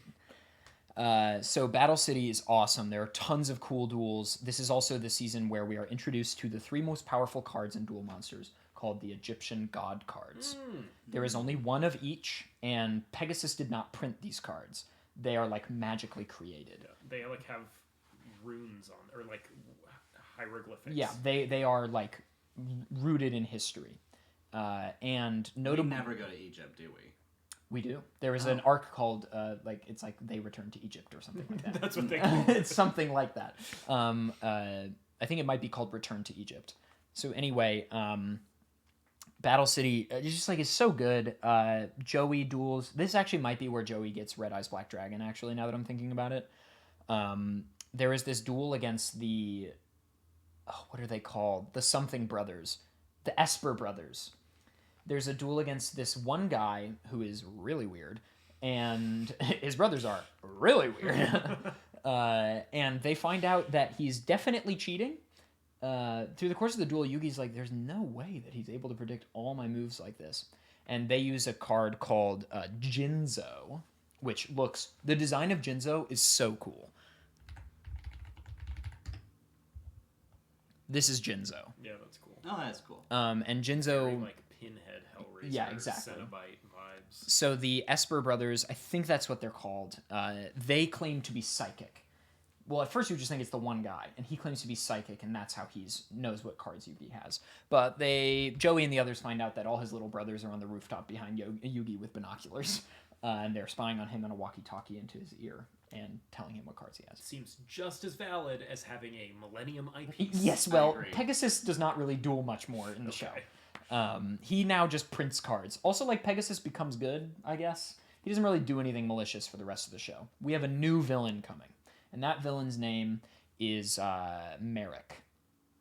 Merrick.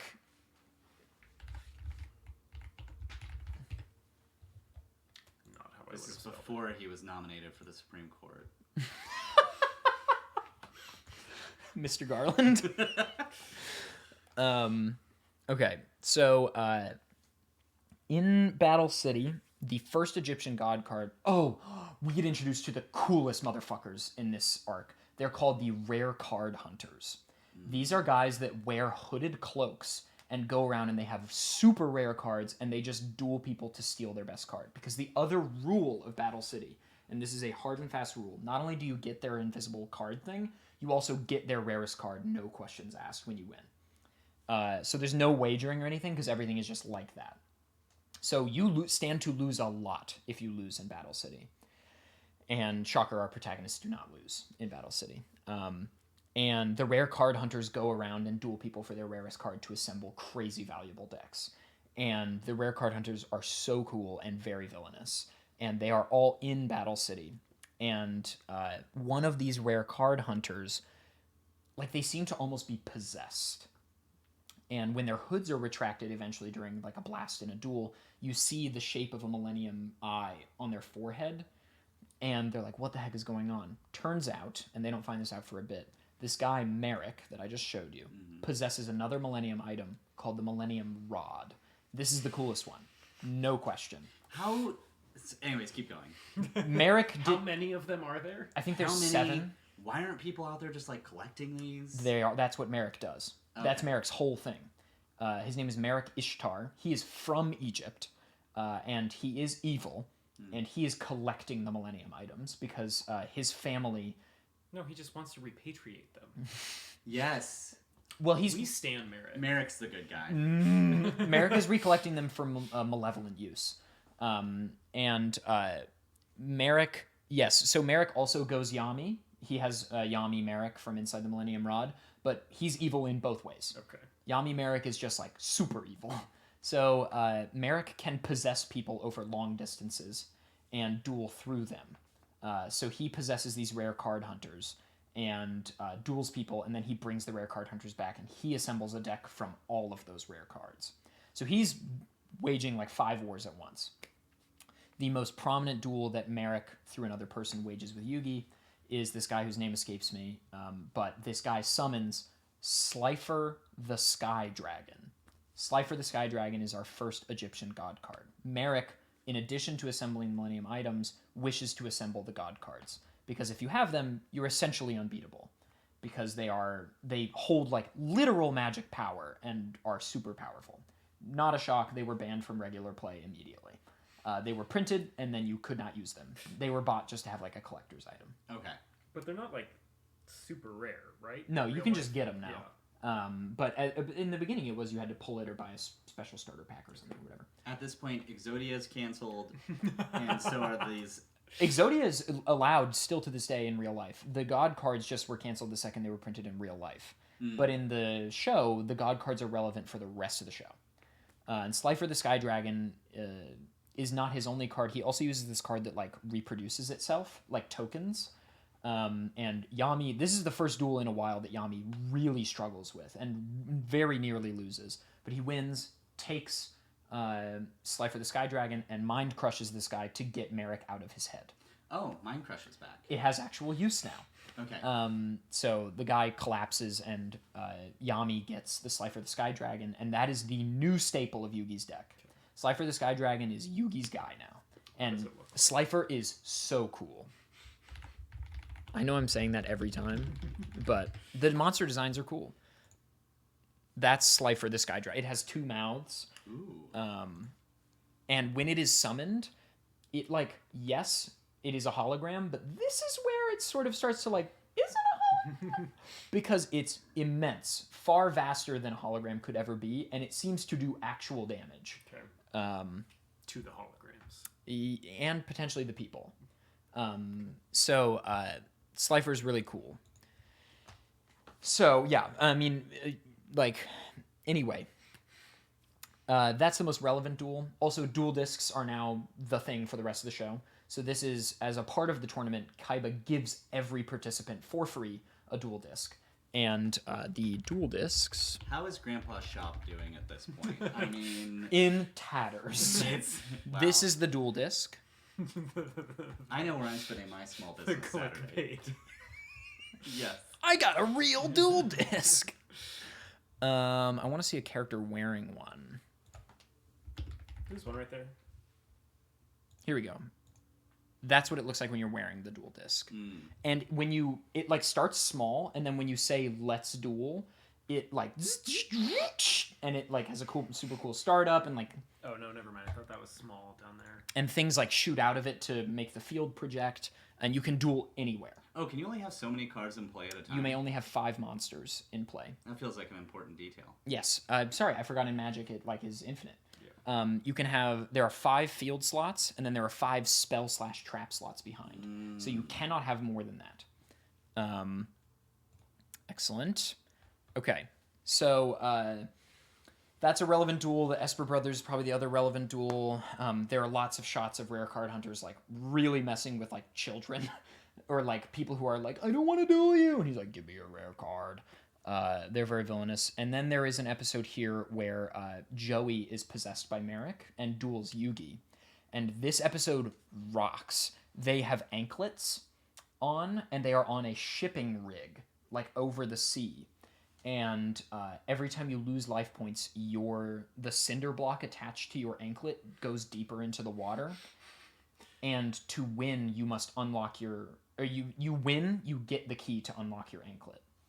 And Joey is possessed and if by you Merrick. lose, You drown. So what happens is Kaiba actually saves the day, because Kaiba now wants to beat Joey and Yugi. And Kaiba is good. Like, he doesn't want to see the people die. And Kaiba does... Who sets up the anklet thing? Merrick possesses Joey, and then Joey does it. Okay. It isn't seen happen. Yeah, but- They're just called by Joey, and Joey's like, meet me at this place. And And he's like, hold on, Yugi, I have to fit you for this anklet. yes. I almost forgot, potentially, the queerest character, Duke Devlin. There was a moment here where Konami thought, hang on, what if we made YuGiOh a board game? And they created Dungeon Dice Monsters. Oh, I remember this. So Duke Devlin is an entrepreneur. He's a small business owner. So wait, everyone who creates board games in this universe, canonically gay as hell. Yeah, basically. So wait, are all the villains gay? Duke Devlin's not a villain. Okay, Uh, one good. Pegasus and Gay. Duke. I think everybody is asexual in this show except for My Valentine. I think she is Well- straight, and everyone else just doesn't do anything. Yami is dating. No, they go on one date. They go on one date. They don't even kiss, bro. They don't even hold hands, bro. Wow. They go to a museum, dumb. Dumb. And they get, like, intercepted by some, like, Egyptian guy who's like, I've been looking for you. At that point, the date is over. Unless they want to go, like, a triple thing, but probably not. So, at some point right before before Battle City, Yugi is challenged because he's the king of games by this guy, Duke Devlin. He's like, I've created a better version of Duel Monsters, Yugi. It's called Dungeon Dice Monsters. We have to, like, roll dice to do things. Yugi beats him, of course. But Duke Devlin stops being evil in that moment and, like, starts worshipping Yugi. He's like, how did you beat me in the game I invented? Fair question. Also, Yugi learned the rules during the game. Also, it's a dice game. Does he so say it's heart of the chance. cards Of course he did. when he was rolling the dice? Yeah, well, probably. Heart of the bones! So, Duke becomes, like, their friend. He's not important, but he helps them with, like, errands, basically. Because Classic gay stuff. Joey just asks Duke to watch over his sister because she's in surgery recovery in the hospital. So Duke just hangs out in her hospital room and drives her around places now. That's literally his function. I will show you a picture of Duke Devlin.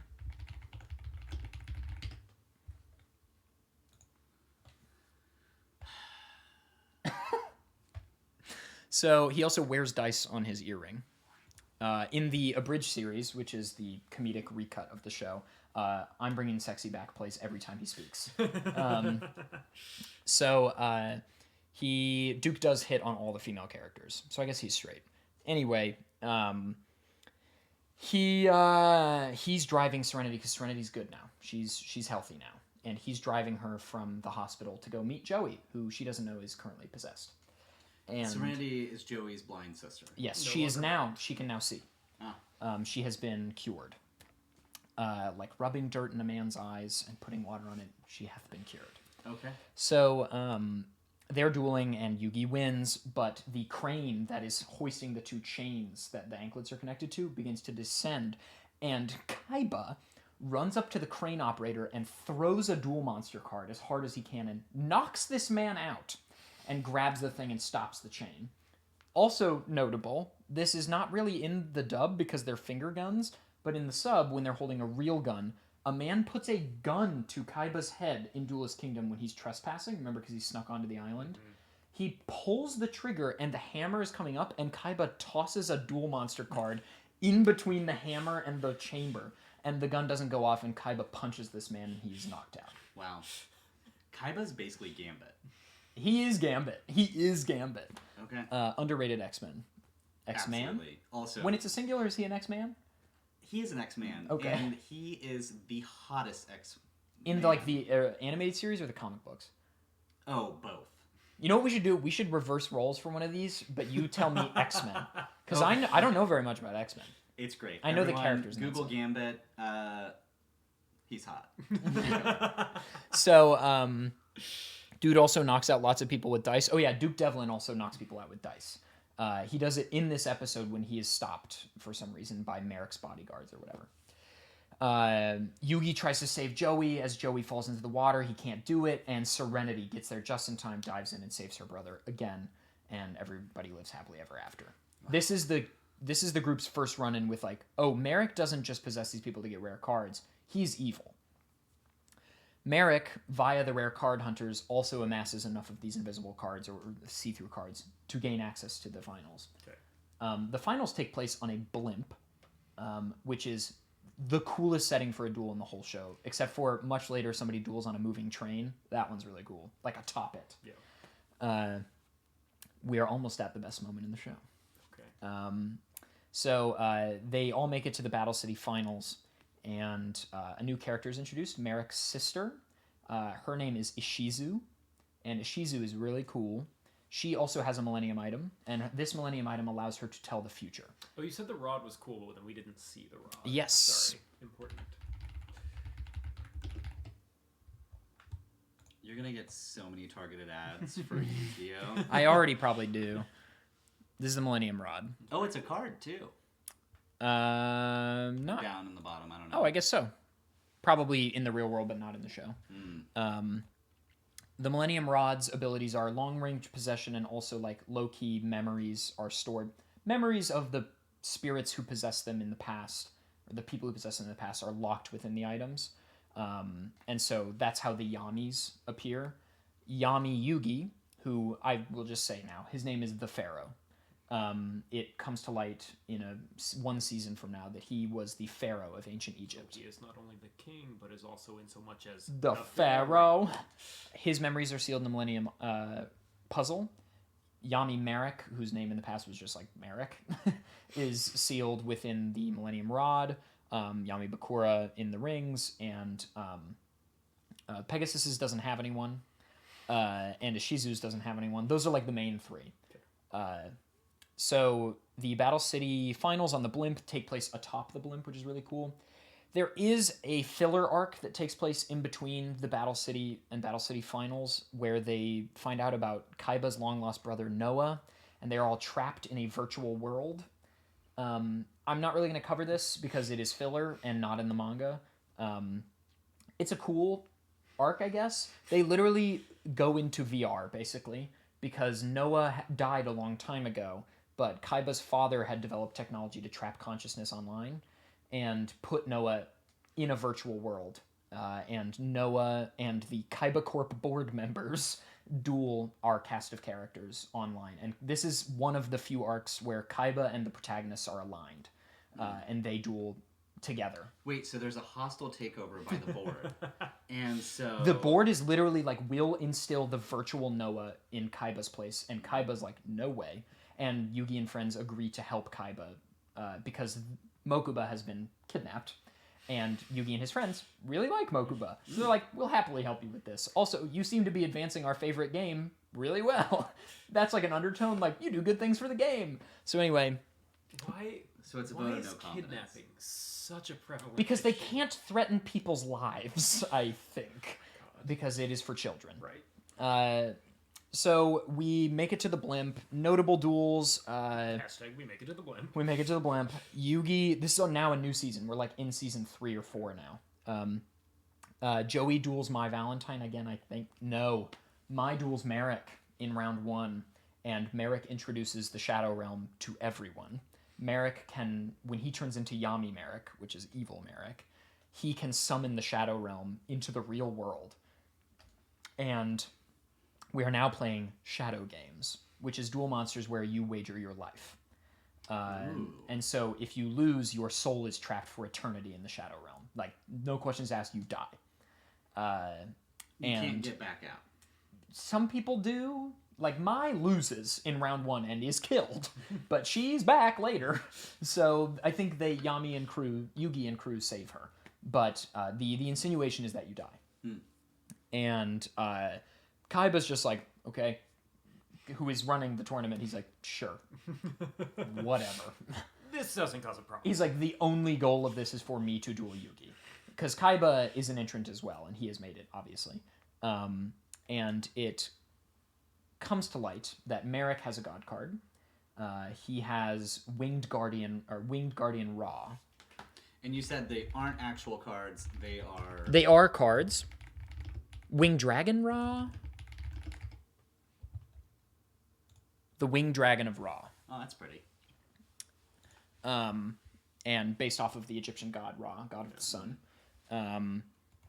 But they are cards. Like, you draw them from your deck, but they weren't created by Pegasus. Like, he didn't print them in a printing press or anything. They were, like, magically created. And the Pharaoh insinuates as much. He's like, I remember these cards. Or he's like, I remember these beasts, basically, or something like that. It seems like they are steeped in history. So the Pharaoh owned all these monsters back in the his day. past life. Yes, and we will get there. Okay. Exactly. So Merrick has the Winged Dragon Ra, and Winged Dragon Ra is a super good card. It basically, like, the number of cards in your hand equals its life points times 1,000, basically, or something. Or maybe that's Slifer. Is there a hand limit? No, but there is a deck limit. Okay. The deck limit is 50. The minimum is 40. The max is like 50 or 60 or something. So Merrick beats people with the Winged Dragon Ra. Kaiba's like, god cards, you say. Kaiba gets Obelisk the Tormentor somehow, which is the coolest god card, and our third and final. Obelisk the Tormentor. This is going to come into play in the moment he likes. Yes. This is Obelisk the Tormentor. Ooh, beefy. He's very beefy. Also, the god cards are special in that every Yu-Gi-Oh card, if it's a fusion card, it's printed purple. If it's a trap card, it's printed red, etc. The god cards get their own color. So Obelisk the Tormentor is printed all blue, Winged Guardian Ra is printed all yellow, and Slifer is printed all red. Slifer is definitely the prettiest card, but Obelisk the Tormentor rocks. His design is just really cool. That's right. Thank you. That's actually important. Ishizu gives Kaiba Obelisk the Tormentor because Ishizu is trying to thwart Merrick. Got it. Ishizu knows there is good in her brother and is here to stop him. She gained access to Battle City because she knew Merrick would be up to some shit, and she's trying to protect the family interest and also protect the family name and the world. So Ishizu wants to duel Merrick in the finals, but Kaiba wants to duel Merrick in the finals. And Yugi makes it to the finals. We'll just skip over that. He makes it no problem. So now we have Kaiba has Obelisk, Merrick has Ra, and Yugi has Slifer. So Ishizu and Kaiba meet in like the quarters or the semifinals. And Ishizu can tell the future. So she's confident she will win because she knows what's going to happen like 30 seconds from now. This is where the best moment in the show happens. Okay. So basically all you need to know, you know about Kaiba, you know he's ruthless, and you know he'll do anything it takes to win, and he really wants to duel. And he's hardened. He doesn't show emotion. The only time he even kinds of shows emotion is when his little brother's been kidnapped, and that's just anger. We have not seen any other emotion from Kaiba. Are we about to roll clip? Yes, we are about to roll clip. Oh, wow, okay. Do not look at the title, so close your eyes for a second. Hi. Hello. How are you? I'm great. How are you? I'm doing well. How long have we been on this? Honestly, a little long. A little long. I was told this would be an hour. I just achieved a perfect stand week, but as everyone on camera can see, I have not stood up in 2 hours. Huh. It's been 2 hours? I think so, like an hour and a half, something like that. Thanks for bringing water. Yeah, you're welcome. Did they remove This the was about video? time to do dry January. Boo did say that you should have a cocktail while you were away during the break. Boy. I don't know why I'm still doing this. Okay, you can look at the Actively title not- now. Okay. I want to make sure this isn't cut because The video I would use to show you this clip seems to have been removed, which sucked because it's the perfect cut. Check for it on Dailymotion. No. Is chat gonna watch this with us? Yes. You gonna drop the link in the chat, or will it be in? I'll put it in up. The video. I'll put it up. Okay. Just didn't know if that would be a copyright strike. It shouldn't. People react to shit on Twitch all the Aren't time. we promoting the game of Yu-Gi-Oh? No, actually, doing I'm this? only promoting Battle Dice. Dungeon Dice Monsters. Yeah. Okay, we want to. Oh, I can do this. I should be able to studio mode. Oh, that won't have the camera, but I can go like this and copy. Wow, everyone, I'm getting such a behind-the-scenes peek.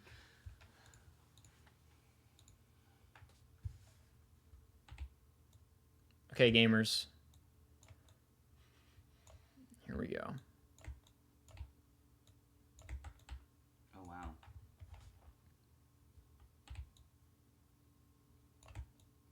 And then I can do position, transform, center to screen. Okay.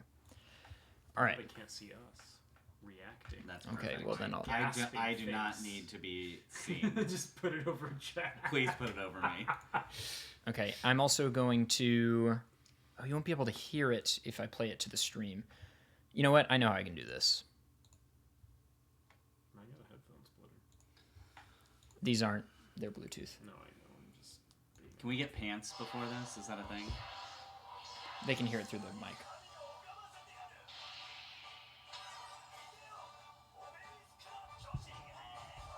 So he summons Obelisk. on the top of a blimp. And you can see this isn't really a hologram.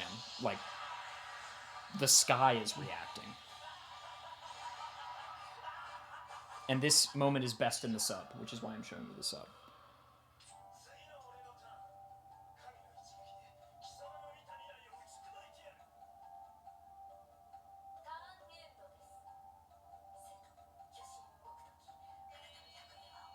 So her Millennium item, I can't remember the name of it.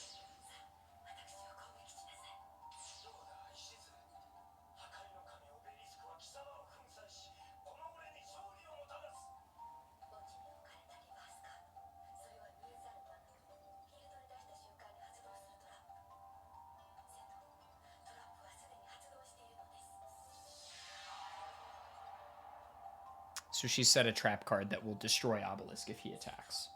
And we're getting a recap of that. Yes.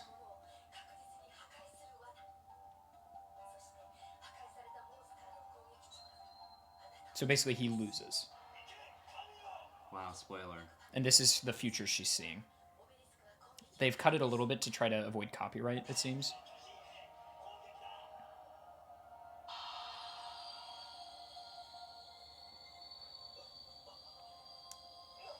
Also, randomly, for like the first time in the whole show, there is a fully orchestrated score for the moment you're about to see. It's pretty clear that Kaiba is the show creator's favorite character.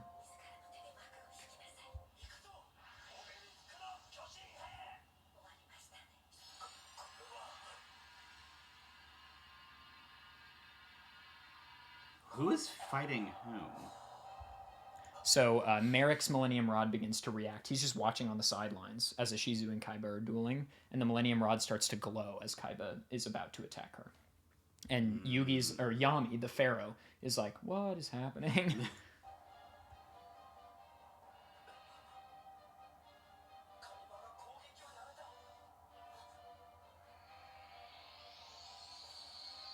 Big brain. This is the stone tablet Taya and Yugi saw in the museum.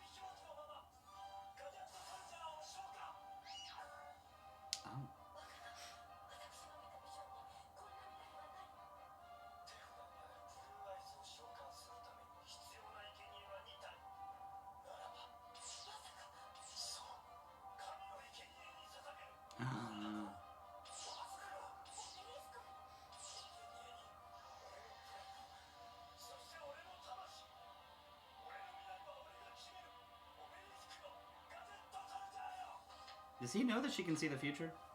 Lightly, I think. Okay.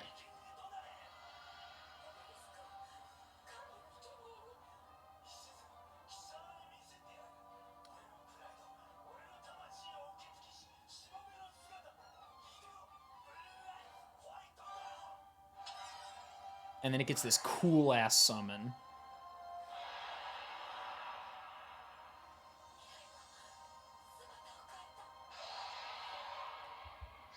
He goes on to win the duel. Wow. Okay, so the reason, like, if you had watched the whole show, like, I get chills when I watch that because Kaiba, like, he's just angry and, like, whatever. And then suddenly he's like, wow, I'm so upset. Like, what is this sadness pounding in my chest? Also, in the dub, that woman is fully clothed that he's holding, but in the sub, she is naked. Because you come to find out in the following arc, which is the Return to Egypt, that was his wife. In his past life, his wife was murdered by Bakura, I believe, the older version of Bakura. And he went to worship at his friend and his god, which is Blue Eyes White Dragon. And Blue Eyes is like his best friend. He worships it because in that era, the monsters were... Doesn't seem like a healthy relationship. No, the monsters were real. And Kaiba and the Blue Eyes had a special link. And he goes and worships Affront the Stone. And that moment returns to Kaiba. And this is a full season in advance of that.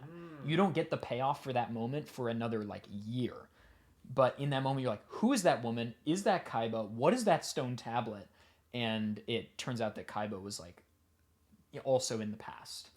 And I just fucking love that moment. He also, like, he literally sacrifices the most powerful card to summon the thing he loves. And he, for some reason, he's like, I'll trust my vision. That's my favorite moment in the show by leaps and bounds. It also randomly has a fully orchestrated score, which fits really nicely, I think. Yeah. So, no. So, Kaiba beats Ishizu, and then Kaiba and Yugi duel. And, or maybe Kaiba and Joey.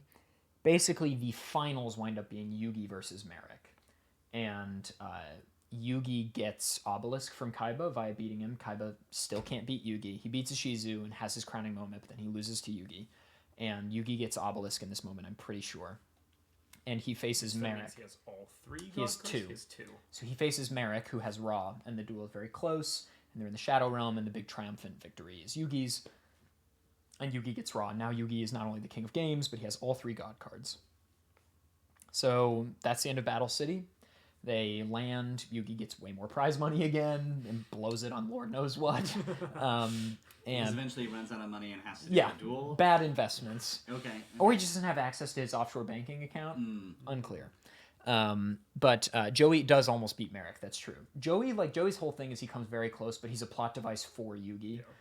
Because Yugi can then get revenge for Joey. Sidekick character. Yeah, exactly. So Yugi wins the tournament, and I think Return to Egypt is next. And this is the last, like, really relevant arc. Yugi goes on a journey to Egypt to try to discover his past because Yami, the pharaoh, is like, cool, I'm really glad we've got to do all these duels. I'm really glad we've got to thwart these people. I'm glad you're with your friends, but, like, there is something about my past, and I'd like to learn that because so far we've just been sort of living your life, Yugi, and I'd like to find out who I am. Sorry, that's a good joke. He invests in Dungeon Dice Monsters. Nice, X1. Yes, we are skipping all the bad arcs. We skip Noah, we skip blah, blah, blah. Or Grandpa's shop, yeah. So, they go, because Yami is like, clearly I am from the past, and so are these other people, and I would like to know what that's all about. They get sucked into the past, just as viewers. They, like, their souls via Millennium Items, obviously, they come across an ancient ruin. I'm following. I'm really here with I'm you. sorry it's taking so long. No, this is great. This is great. Ishizu and her, like, dad, or maybe the eldest brother of Merrick and Ishizu. Merrick is also, like, really tame now. He's like, wow, I'm so sorry about all that stuff I did. Ishizu... And everyone says, okay, you can hang. Yeah, don't go to jail. Does he still have the rod? Yes. Ishizu might also be collecting the Millennium Items to put them back, because they all came from the same tomb. And she, I think, is collecting them to put... Because it was...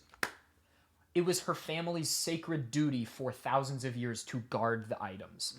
Merrick breaks the rule by stealing one, and then the rest get pawned behind her back. Oh, because Merrick's family is Egyptian. Yes. Wait, but I thought these items were bought legitimately.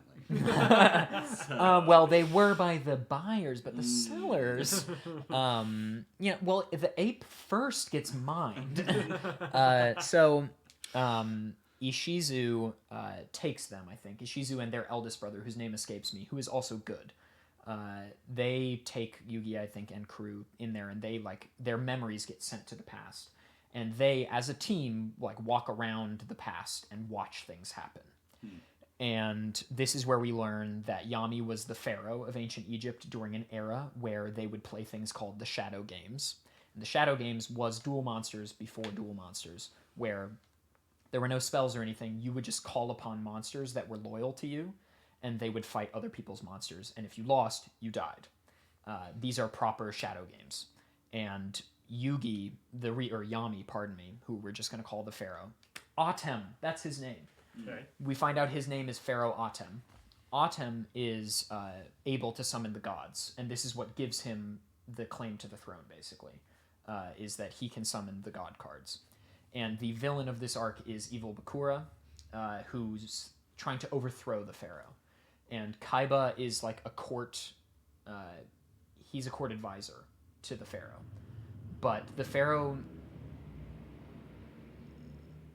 Fast car. Loud car. The pharaoh... Loudest car I have ever heard. The pharaoh has wronged Kaiba, or maybe somebody wronged Kaiba, and his girlfriend/wife dies. And Kaiba, I think, blames the pharaoh for this. And this starts the centuries-long feud between Yugi and Kaiba that that disseminates, millennia, disseminates to their future selves. There is a climactic battle between Bakura and Yugi that Yugi, of course, wins. And TLDR, people's memories are sealed within the Millennium items, including their spirits. Yugi's grandpa... they shoe in every character to, you're all from the past. Duke Devlin, I think, is there. Yugi's grandpa is the right-hand man of the king. Kaiba is, an advisor. He's also, the treasurer, maybe. He's in charge of the funds. He's the only one who knows how to run a bank account. Yeah, exactly. There's a lot of cool stuff that... House is money! This is the one season I definitely only ever saw once, and I only ever saw it on Saturday mornings. I never got to this point when I was renting it to watch a second time. So I don't really remember much, but there's a lot of cool stuff. Kaiba's big thing is that his wife dies, and he trusts Blue Eyes. We get the payoff from a season ago. Yami's big thing is that he controls the gods, and then he seals the Shadow Game. That's right. The reason the Millennium items are created is to seal the Shadow Games away. Okay. The Pharaoh Atem deems them unsafe for the world. He's like, probably you shouldn't be able to do this. And so he seals the Shadow Games away. Oh, Kaiba's a priest. Yes. Seals the Shadow Games and their spirits and minds in these items. That's how they're created. And then really the final climactic thing that happens in the show. There are other filler arcs in between these. There's one where there's a tournament that Kaiba holds in an amusement park that he builds.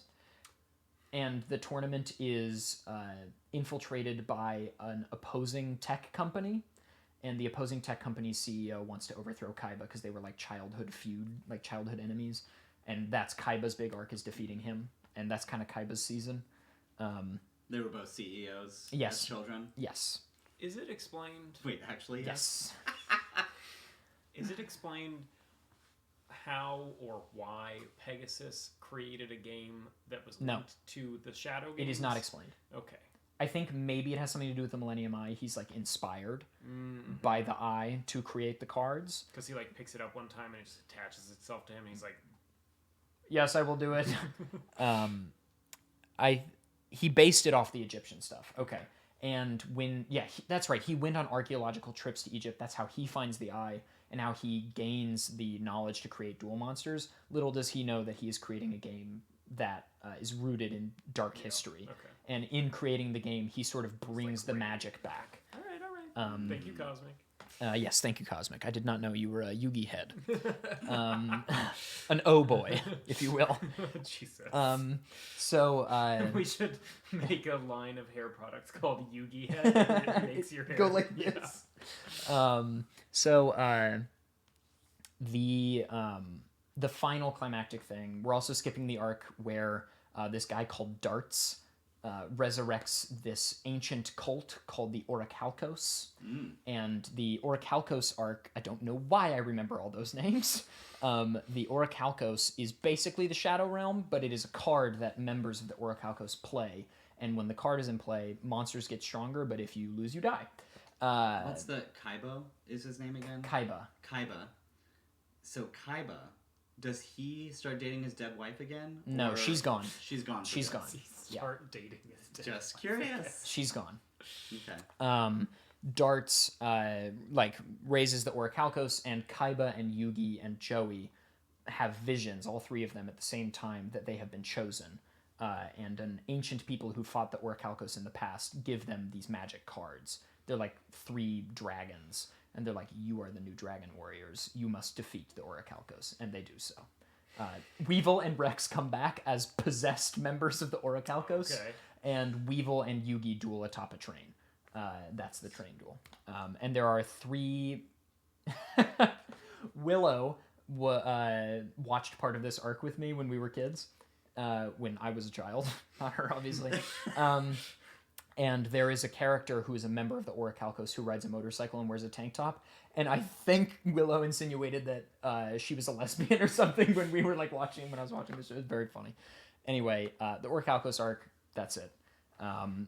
The final thing is in the whole show is the Yami, the pharaoh, wants to leave. He's like, I would like to rest, please. I'm done. There have also been 2 movies that we skipped over. Okay. The theatrical release one, which we saw, that I actually quite like, in which Yami and Kaiba save the day.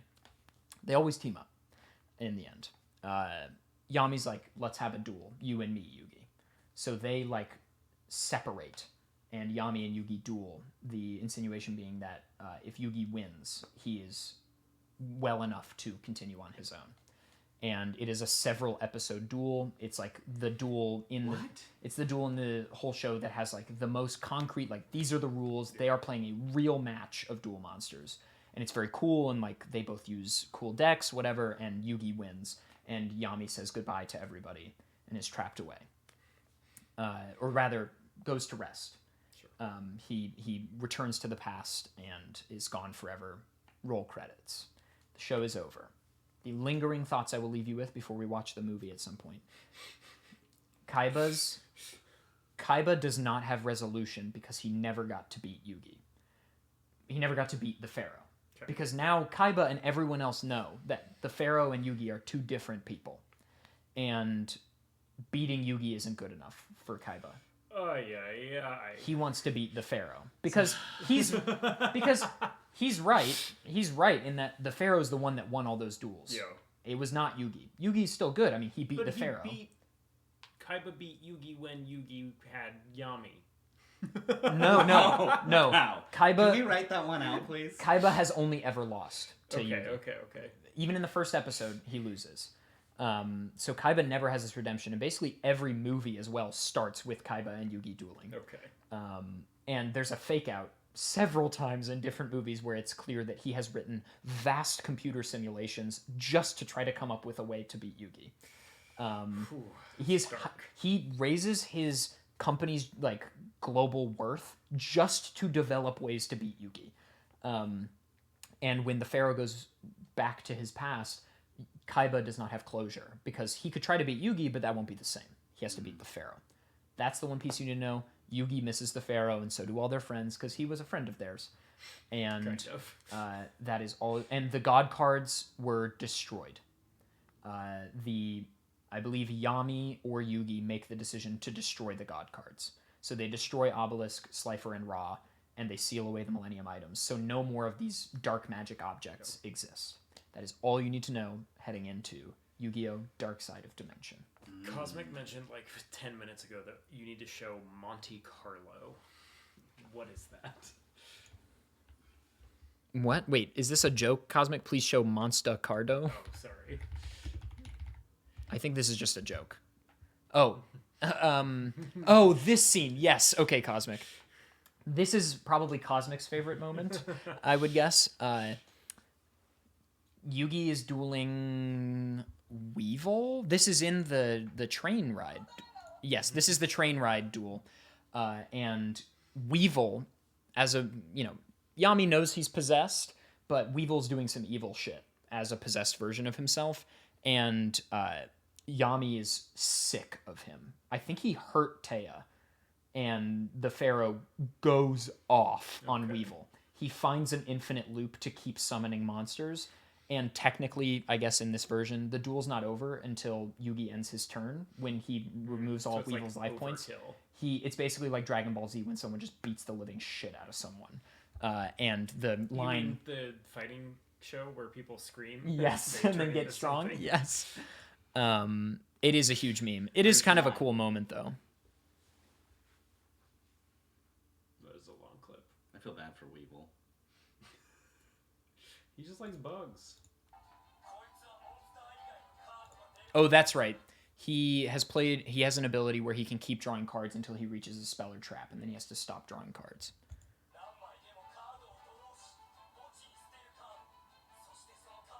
He's so angry. I really love that they just tell all the rules. Every time.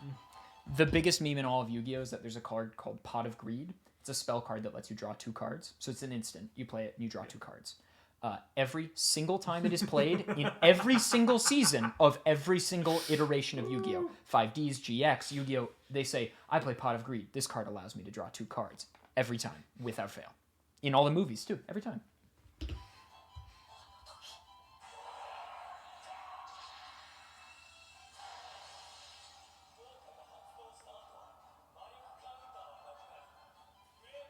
Is this a memory? It's like happened 20 seconds ago.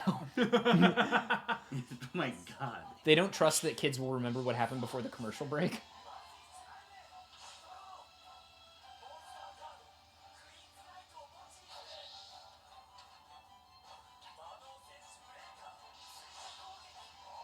Yeah, this card gets to keep attacking for every monster card 1500 or less attack that Yugi draws.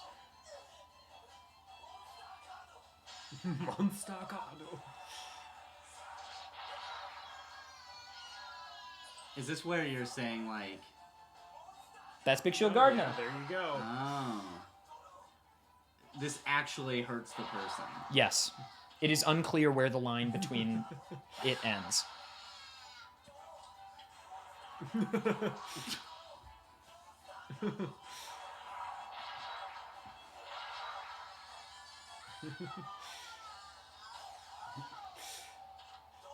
This ancient Egyptian pharaoh really do be killing that child. Yeah.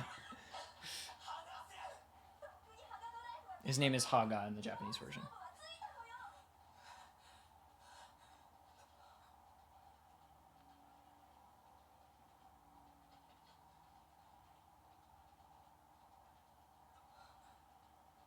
That's Dark Magician Girl.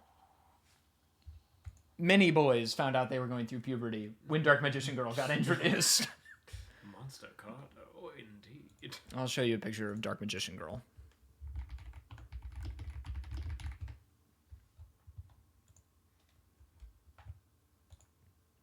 Oh, she looks like... She's super cool. Yugi's... oh, I didn't mention Yugi's, favorite card. Slifer's his most useful card, sure, but after the God cards get destroyed, it's obviously not useful. Yugi's favorite card is Dark Magician, which is also a really cool card. And Yugi kind of bases his whole deck in the following seasons around the Dark Magician cards. This is Dark Magician. Yeah. Dark Magician is Yugi's Blue Eyes. And he has Dark Magician Girl. There is a Ritual Monster, which is a whole other thing. That is a Dark Magician card. There's Elder Dark Magician by using Time Wizard, which we know about. Because Joey tries to beat Yugi by using Time Wizard on Baby Dragon. And then Yugi's like, you fucking idiot. I know you're my friend, but Dark Magician becomes twice as powerful now.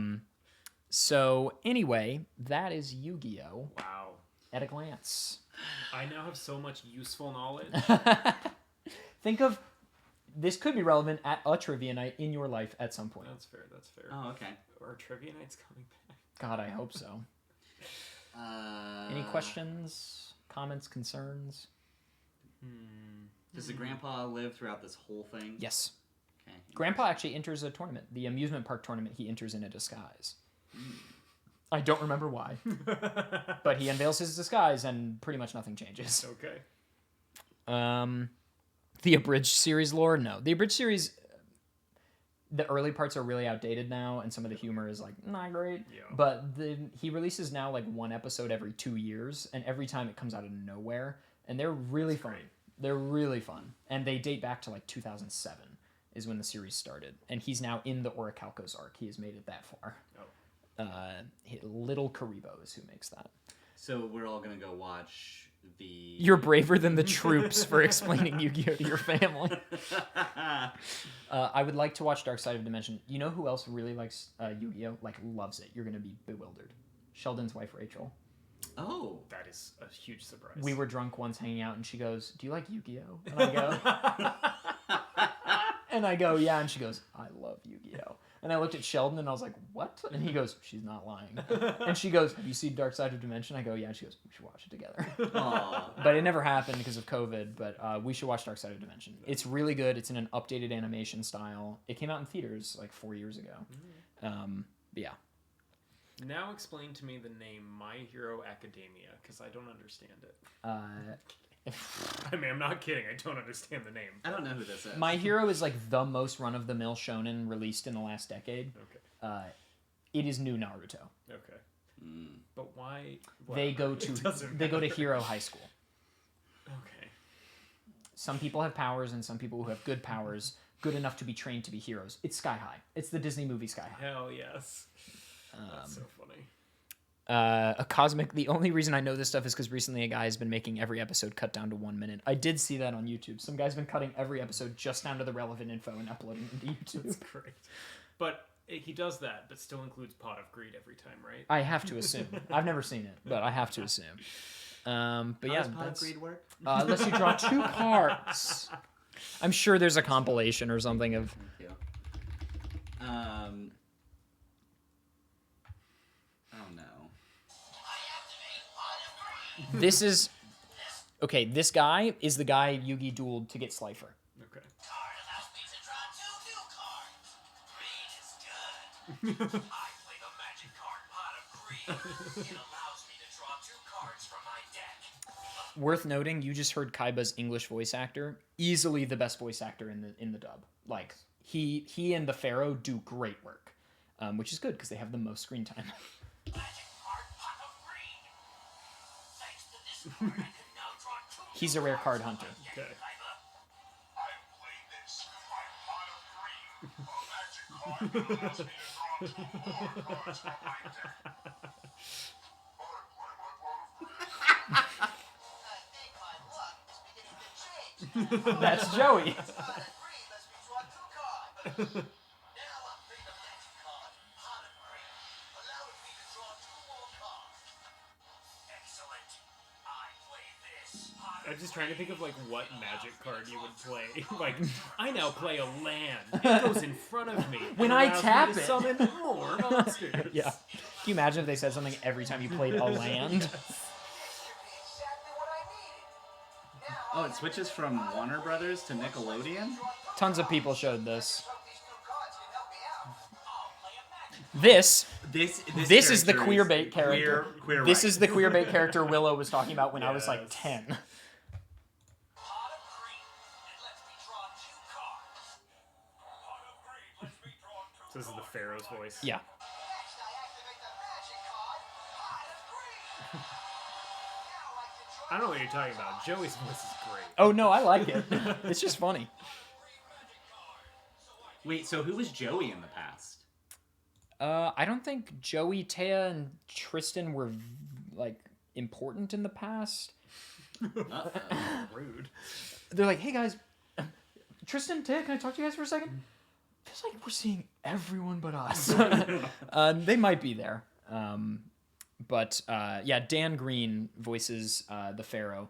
And at the Yu-Gi-Oh! World Championships every year that are held in the real world, Dan Green and the voice actor for Seto, whose name escapes me, would do a voiced duel in person every year, where it would be set. They would stack the decks, and they would do a duel as Yugi and Kaiba, which was always really fun to watch. Always. Well, it is. Always.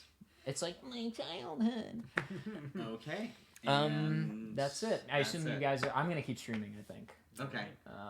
This has been a treat. Bye, everyone. Say goodbye to them. I don't know. Do you want to plug socials? No. Nah. All right. I'm nobody. Literally. A girl is no one. A girl is no A one. girl is no one.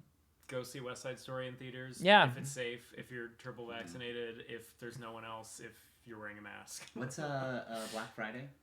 That's Oh a yeah, plug. you can actually. This is also a plug. I also worked on Black Friday, which is a fun B movie that came out. It's themed for Black Friday. The When is day it? after Thanksgiving? Where does it stream?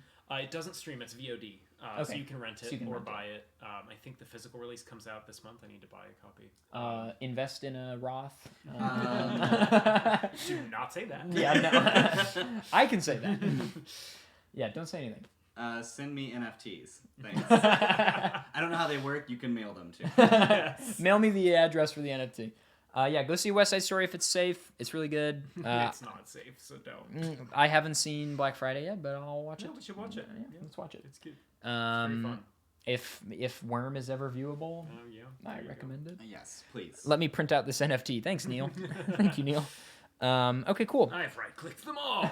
This pot of greed allows me to Draw. right-click all your NFTs. This pot of greed allows me to save image as 2 times. Excellent. I'm gonna play something. I don't You know. should play Skyrim. All right, I'll play Skyrim. Christmas vibes. Here's my challenge for you. Okay. You should. I'm in a playthrough right now that I've been streaming. What are you doing in it? I just finished Winterhold. I just finished the College of Winterhold. And now I'm doing Thieves Guild. Who's what's the lady in the? It has been a long time since I've played Skyrim. Who's the lady in the coffin at the? Is that Thieves? Oh, that's the Dark That's Brotherhood. the Dark Brotherhood. Yeah. That's right. Love her. The Mother. Yeah. or The Dark something? Mother. The Dark Mother. Yeah, Yeah. that whole storyline slaps. Yeah, the Dark Brotherhood. The Dark Brotherhood, Thieves Guild, and the College of Winterhold, in my opinion, are the main quest. Yeah, That's yeah, the line. Winterhold is so good. Yeah. Do you know the Dark Brotherhood prayer? Not by heart, do you? Oh. Five gifted subs. No, You don't no. do anything for free. No, I feel like we still owe. In the words of Digimon. the Joker, if you're good at something, never do it for free. We live in a society. Also, in the words of the Joker.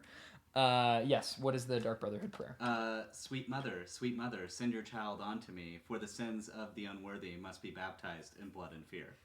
Wow, it almost rhymes. It does. It's Kind of. really That's close. crazy. It's like a Now hard just slam. imagine there's a little child sitting in that room. Oh, praying. yeah, that's right. So spooky. I love it. I do. The Dark Brotherhood has the best characters. Yeah. I think, like the best cast of characters. Mm-hmm. And then the shock villain in the Thieves Guild is good. Yeah. And all right, well, Lapis Azula gifted 5 subs. Thank you, Jack. Oh, thanks everyone. Why don't we? Oh God. Digimon theme song lyrics. But I actually need to. Oh, we did sing the whole song because it only has those lyrics. I swear there's more. I felt Here we that- go. Digivolve into champion. Digivolve into ultimate. Wait, I thought it was Change- Digimon are the champions. That's all. That's up here. Oh. Change into digital champions to save the digital I world.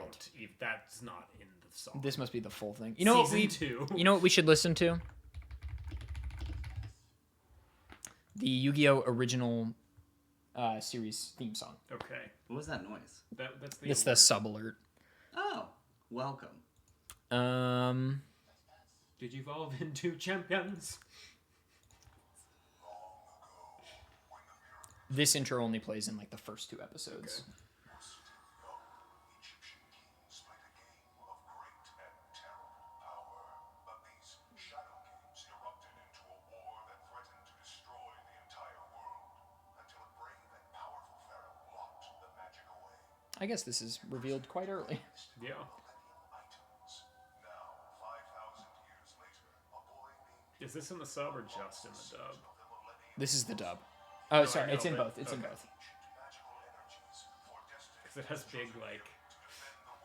American kids aren't audiences, gonna understand they this. won't get it. 5,000 years ago. Cue theme song. Oh, I know Yeah. this song. Yeah, this song unironically slaps.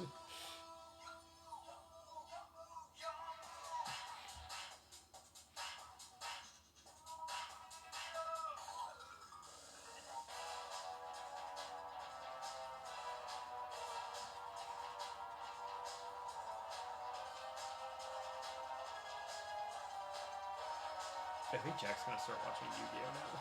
I mean, I'm really loving this. I like that all the undead monsters have. They're just shredded. Oh no, Grandpa! Yes. Do. Why didn't I drop that on New Year's Eve? I would have cried.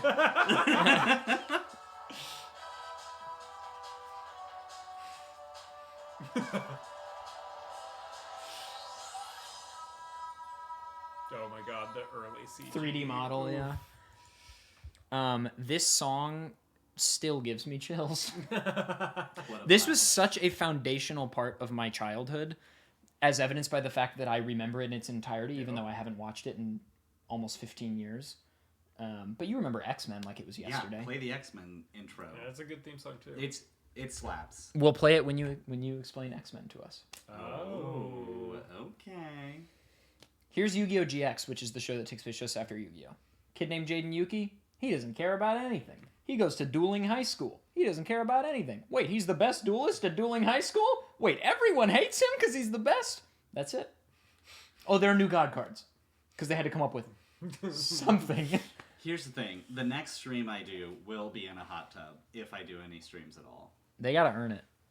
How did They gotta earn it. They gotta earn seeing your body, Jack. Would you like to know my notes? Yes, please, recant your notes. So, Yu-Gi-Oh! The pilot. Then I put today's date. Underneath Yu-Gi-Oh! I put Yami. Yugi and Joey. Joichi. It's literally just names. Are you shipping them? Joey has an arrow and it says Serenity. Yugi has an arrow and it says something illegible. Tea alleys. Duel Monsters. Domino City. Seto Kaiba. Arrow. Mokuba. Mokuba. They're connected. Millennium Puzzle. Important detail. School uniforms. They're in the intro. Taya Gardner and Tristan. Tristan. Tristan. Oh, I misspelled it then. I've decided on a challenge for you for Skyrim. All right.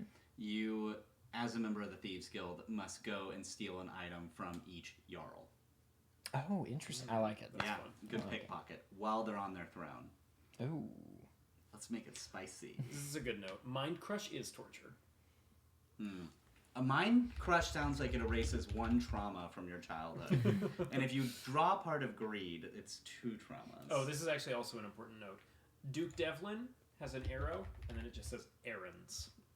He does run errands. There you go. Those are my notes. I want to show you Kaiba putting the card in the gun. Oh, can we see a finger gun too? Yes. Wait, where does he throw it? In between the hammer and No, I know, but when it's a finger gun. I don't know. I don't remember.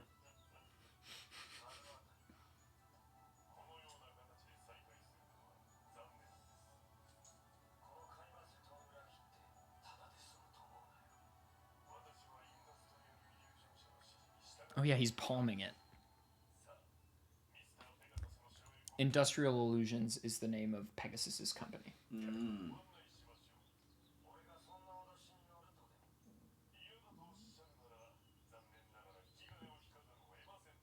Stand your ground. Is Duelist Kingdom a stand your ground stage? well, it's only us up there.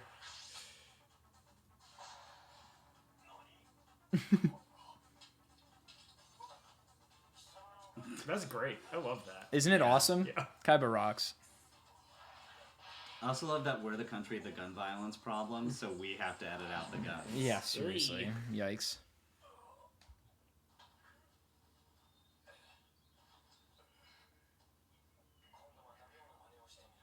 Now they kiss. Ooh. I'm a lot more into this That's show. the castle. All right. Bye, everyone. Say goodbye. Say goodbye to Jack and Nicholas. Say goodbye. Put your 8F waves in the chat.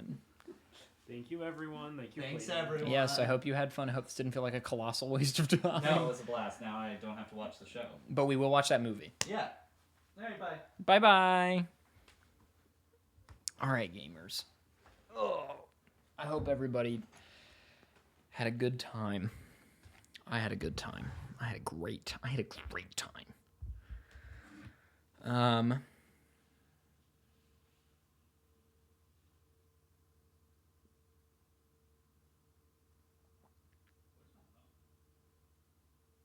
So,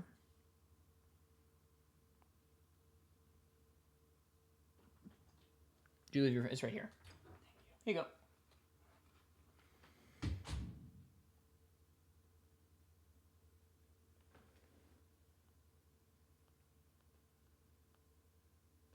All right, gamers.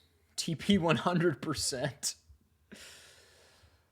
Also, we're using the new camera, courtesy of Fant. It obviously looks way better. You can see my pores now instead of just a granular face. Which is definitely exciting. I need to use the restroom. So I'm going to play some music and put you guys on a loading screen really quick. Also, I feel like I should probably reset the router soon. So this stream probably won't go on much longer. I might just play some Pac-Man. But I will be right back, so don't go anywhere.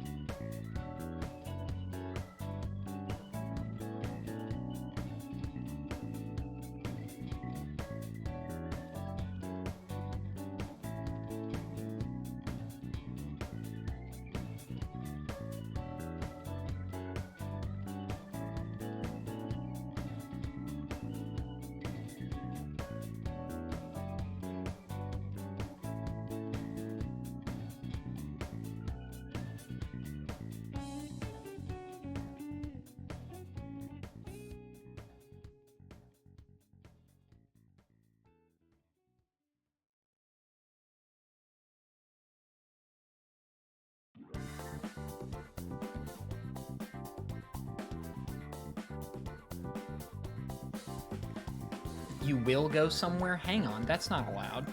That's not allowed. You can't leave. That's not okay. That's not okay. What pores, bro? Come on. I've been breaking out like crazy over the last month.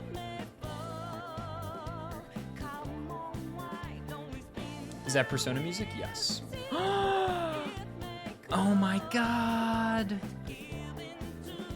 Scott! Scott! Scott! 100,000 channel points! Gamers, can we please get some, I don't know, 8F Pog, something in the chat to commemorate 100,000 channel points? Since I've been hoarding my channel points and very much enjoyed your dive into Yu-Gi-Oh! At your leisure, I would love to know the odds of OTKing with Seekers cheating Exodia deck from Legacy of the Duelist. Scott, you got it, Chief. You got it. Happy to do a Yu-Gi-Oh! Themed math problem.